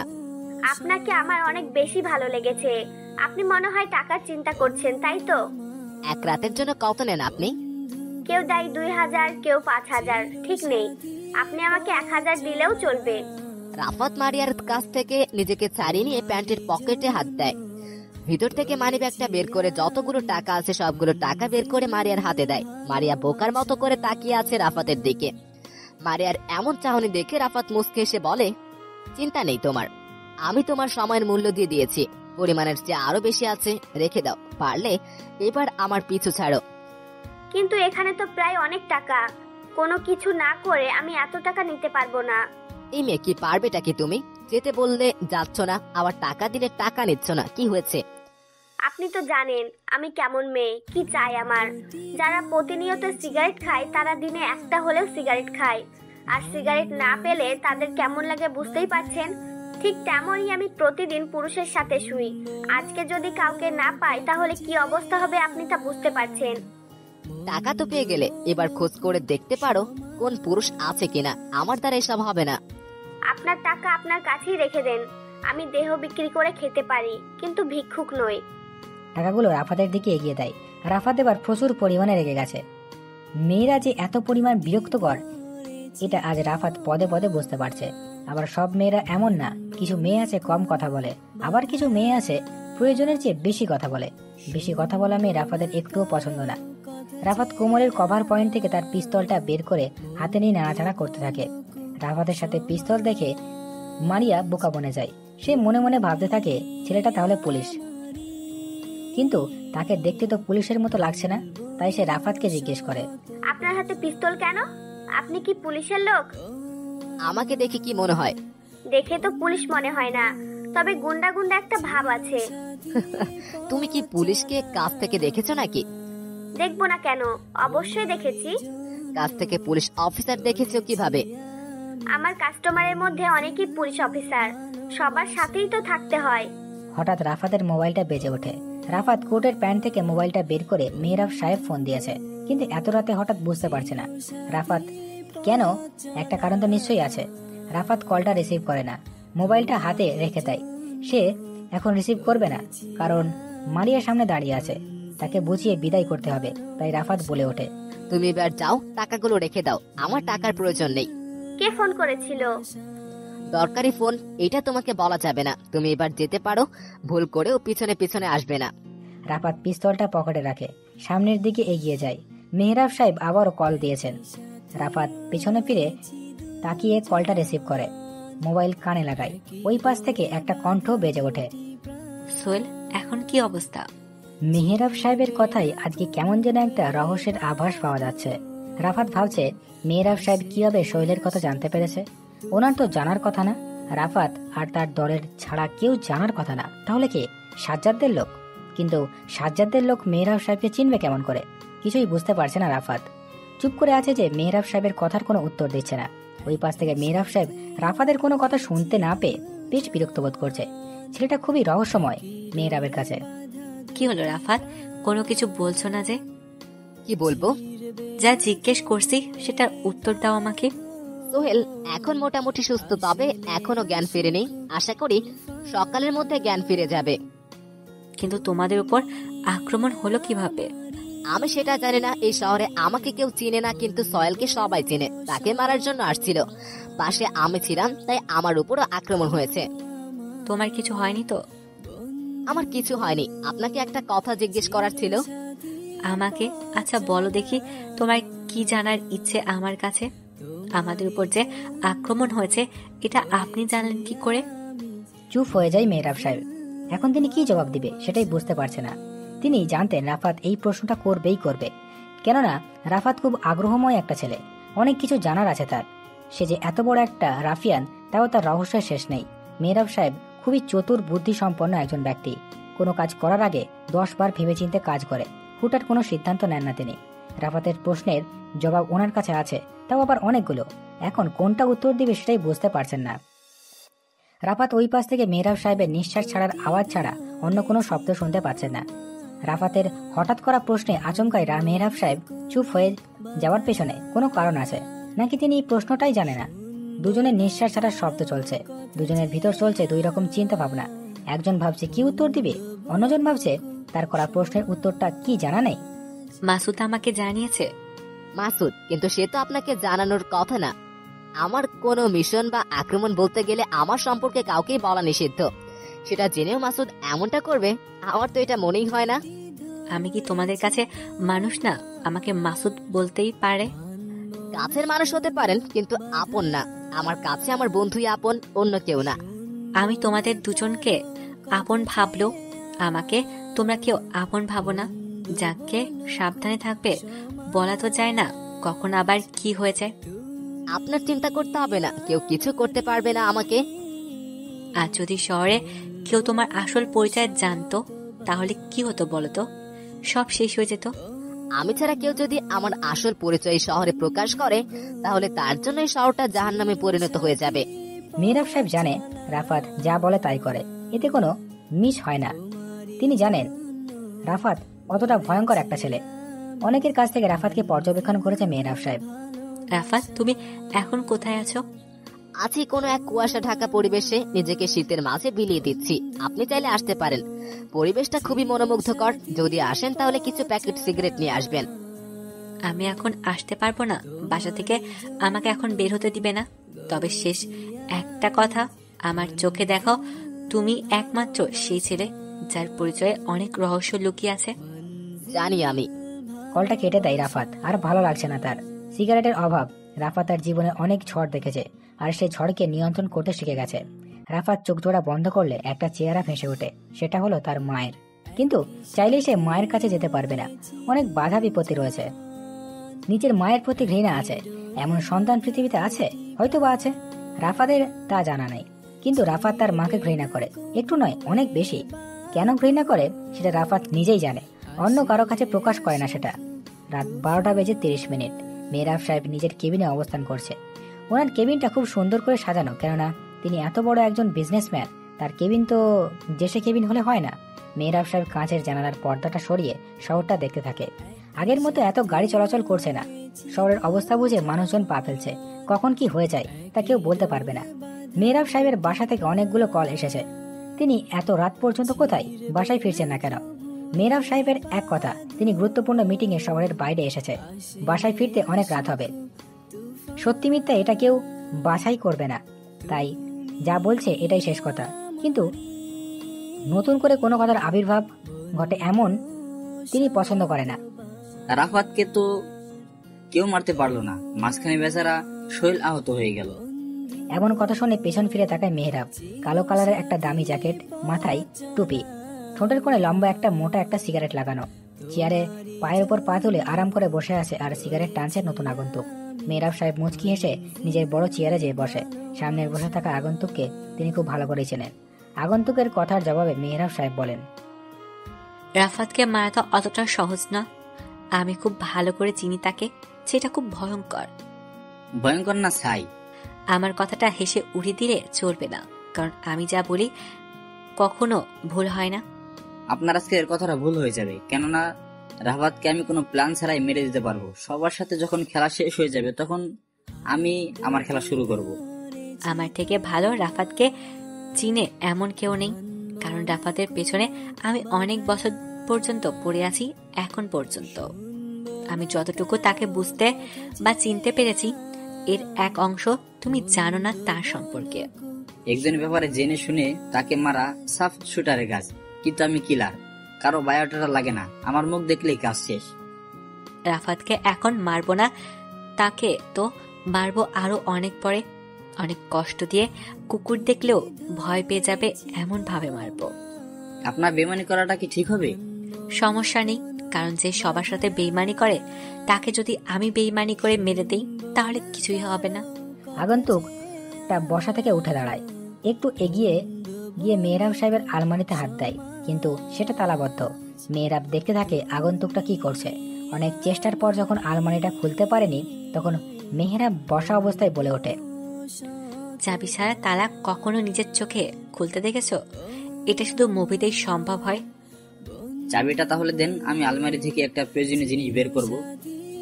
আমার আলমারিতে তোমার কোনো প্রয়োজনীয় জিনিস থাকতে পারে, এমনটা কিন্তু নয়। জানি আমি আপনার আলমারিতে আমার কোনো জিনিস নেই, তবে আপনার একটা জিনিস আছে, সেটা আমার খুব প্রয়োজন। আমি চাবি দিতে পারবো না, সমস্যা আছে। আপনি কি আমার বিশ্বাস করতে পারছেন না? বিশ্বাস? এটা খুব দামি একটা জিনিস, যা পৃথিবী এখন সচরাচর পাওয়া যায় না। আপনি আমাকে বিশ্বাস করতে পারেন। মেহরাব সাহেব টেবিলের উপর থেকে চাবিটা ছাড়াই নিয়ে আগন্তুককে এগিয়ে যায় আর মুখ দিয়ে বলতে থাকে, এই পৃথিবীর আমি কাউকে বিশ্বাস করি না। বলতে পারো আমি নিজেই বিশ্বাস করতে পারি না, কারণ আমি যে কথা বলি সেটা অনেকগুলো মানে থাকে। কখন কোনটা বলি নিজেও জানি না। আপনি খুব বুদ্ধিমান একটা ব্যক্তি। হা হা হা। সবাই এটাই মনে করলেও আমি এটা মনে করি না, কারণ আমার দেখা সবচেয়ে বুদ্ধিমান ব্যক্তি হলো রাফাত। আপনার মনে হয় না আপনি রাফাতকে নিয়ে একটু নয় অনেক বেশি পরিমাণ সিরিয়াস হয়ে গেছেন? আসলে রাফাত ছেলেটা এমন, কারোর জন্য ভালো আবার কারোর জন্য মৃত্যুর কারণ। এই রাফাতকে শেষ না করা পর্যন্ত আমার ঘুম হবে না। রাফাতের শরীরে প্রথম গুলিটা আমি করব। এই জন্য তো তোমাকে তৈরি করা। রাফাত যদি হয় মাইন্ড গেমার, তাহলে আমি হচ্ছি মাস্টার মাইন্ড গেমার। মেহরাব চাবি দিয়ে আলমারিটা খুলে দেয়। আগন্তুক আলমারির ভিতর থেকে একটা ব্রিফকেস বের করে। মেহরাব সাহেব বুঝে গেছে আগন্তুকটা কি করতে চলেছে। সে কালো কালারের ব্রিফকেসটা টেবিলের উপর রাখে। আগন্তুক ব্রিফকেসটা খুলে ভিতরে অনেক কাগজপত্র রয়েছে, সাথে 9mm এর একটা পিস্তল। আগন্তুক পিস্তলটা হাতে নিয়ে দেখতে থাকে। মেহরাব সাহেব তাড়াতাড়ি করে আগন্তুকের হাত থেকে পিস্তলটা নিয়ে নেয়। এটা দেখে আগন্তুক বলতে থাকে, কাগজপত্রের সাথে পিস্তল রাখেন দেখছি। এটা তোমার কিছু নয়, নিজের সুরক্ষার জন্য রেখে দিয়েছি। চেয়ারে যে বসেন, আপনার কাছ থেকে অনেক কিছু জানার আছে। জানার থাকলে জিজ্ঞেস করবে, কিন্তু তুমি এই ব্রিফকেস দিয়ে কি করছো? মিস্টার 414 সম্পর্কে কিছু জানতে চাই। আগন্তুকের মুখ থেকে কথাটা শোনা মাত্রই দু কদম পিছিয়ে যায় মেহরাব সাহেব। কপালে বিন্দু বিন্দু ঘাম জমে গেছে কথাটা শুনে। রুমের ভিতর এসে থাকা সত্ত্বেও তিনি থেমে যাচ্ছেন। পকেট থেকে রুমালটা বের করে কপালে ঘামগুলো মুছে নেন তিনি। আগন্তুক ব্যাপারটা লক্ষ্য করেছে। মেহরাব সাহেব যে ভয় পেয়ে গেছে, কিন্তু তিনি এমন করে ভয় পেয়ে যাওয়ার কারণ কি? কি হয়েছে আপনার? এমন করে চুপসে গেলেন কেন? কি যেন বলছিলে? মিস্টার 414 এর সম্পর্কে জানতে চাই। কে? আমি চিনি না, কিভাবে তার সম্পর্কে তোমাকে বলবো? আপনি আমাকে মিথ্যা বলছেন কেন? আমি জানি আপনি মিস্টার 414 কে খুব ভালো করে চিনেন। কি জানতে চাও বলো? আপনার সাথে মিস্টার 414 কি সম্পর্ক? মেহরাব সাহেব চেয়ারে গিয়ে বসে পড়ে। টেবিলের উপর রাখা পানি ভর্তি গ্লাসটা হাতে নিয়ে এক নিঃশ্বাসে পুরো পানিটুকু পান করে। এখন মোটামুটি অনেকটা ভালো লাগতেছে মেহরাবের। আগন্তুক ব্রিফকেস থেকে কিছু কাগজপত্র হাতে নেয়। কাগজের মধ্যে বেশিরভাগ পত্রিকার কাগজ। কোনো পত্রিকায় মেহরাব সাহেব দাঁড়িয়ে আছেন, আবার কোনোটায় একজন ব্যক্তির সাথে দাঁড়িয়ে আছে। হঠাৎ একটা পত্রিকার কাগজে হাত লাগায় আগন্তুক। সে এটা নিয়ে দেখতে থাকে। এটার মধ্যে লেখা, ঢাকার সবচেয়ে বড় মাফিয়া মিস্টার 414 হঠাৎ কোথায় যেন উধাও হয়ে গেছে, তাকে শহরে দেখা যাচ্ছে না। আগন্তুকের চোখে আর একটা পত্রিকার কাগজ পড়ে যায়। একটা লোকের রক্তমাখা দেহ রাস্তার উপর পড়ে আছে। যে এটা হাতে নিয়ে দেখে, এটার মধ্যে লেখা, ঢাকার মাফিয়া মিস্টার 414 মৃতদেহ পাওয়া গেছে। আগন্তুকের হাত থেকে পত্রিকার কাগজটা পড়ে যায়। সে কখনো মিস্টার 414কে দেখেনি, সব সময় শুধু নামটাই শুনে গেছে। আগন্তুক আজ প্রথম দেখছে মিস্টার 414কে। সে মেহরাব সাহেবের দিকে তাকায়। মেহরাব আগের থেকে অনেকটা ঠিক হয়েছে, আগের মতো একটা ঘামছে না। আগন্তুক এবার জিজ্ঞেস করে, আপনি এগুলো জমিয়ে রেখেছেন কেন? আর শেষে রেখে যাও বংশধরের জন্য। কোথায় তার রেখে যাওয়া বংশধর? এটা জানি না আমি, তবে ওনার ছেলেকে আমরা সবাই চিনি। কে সে? এটা তোমার অজানা থাকাই ভালো। মিস্টার 414 মারা গেছে কিভাবে? মেহরাব সাহেব একটা রহস্যময় হাসি দেয়। আগন্তুক আগে কখনো দেখেনি মেহরাবের মুখের এমন রহস্যময় হাসি। অনেক শত্রু ছিল হয়তো, সেই শত্রুগুলো থেকে অনেক কাছের বন্ধু নামক শত্রুই মেরে দিয়েছে। আপনার সাথে ওনার ছবি কেন? বন্ধু ছিলাম আমরা। কেমন বন্ধু? বন্ধু আবার কেমন হয়? বেস্ট ফ্রেন্ড ছিলাম আমরা। তার সম্পর্কে আমার জানার আগ্রহ অনেক। আজ কিছু বলতে পারবো না, সময় করে অন্য আরেকদিন চলে এসো, আমি সবকিছু বলবো তোমাকে। আগন্তুক বসা থেকে উঠে দাঁড়ায়। তার কাছে ব্রিফকেসটা অনেক মূল্যবান মনে হচ্ছে, কিন্তু হলেও বা কি হবে, এটা তো অন্য আরেকজনের। মেহরাব সাহেবকে কিছু না করেই কেবিনের দরজার দিকে যেতে থাকে। সোহেলকে কাল বিকেলে হাসপাতাল থেকে ছেড়ে দেওয়া হবে। দুপুরের আগে যেন সোহেলের মৃত্যুর খবর পায়। মেহরাব সাহেবের কথা শুনে একটু জোরে একটা হাসি দিয়ে আগন্তুক বেরিয়ে যায় কেবিন থেকে। মেহরাব সাহেব একটা সিগারেট জ্বালিয়ে টানতে থাকে। দুটি ধরেছি তোমার, মানব না কোনো বাধায়ার, শুনবো না কারো কথা যে মন্দ বলক সমা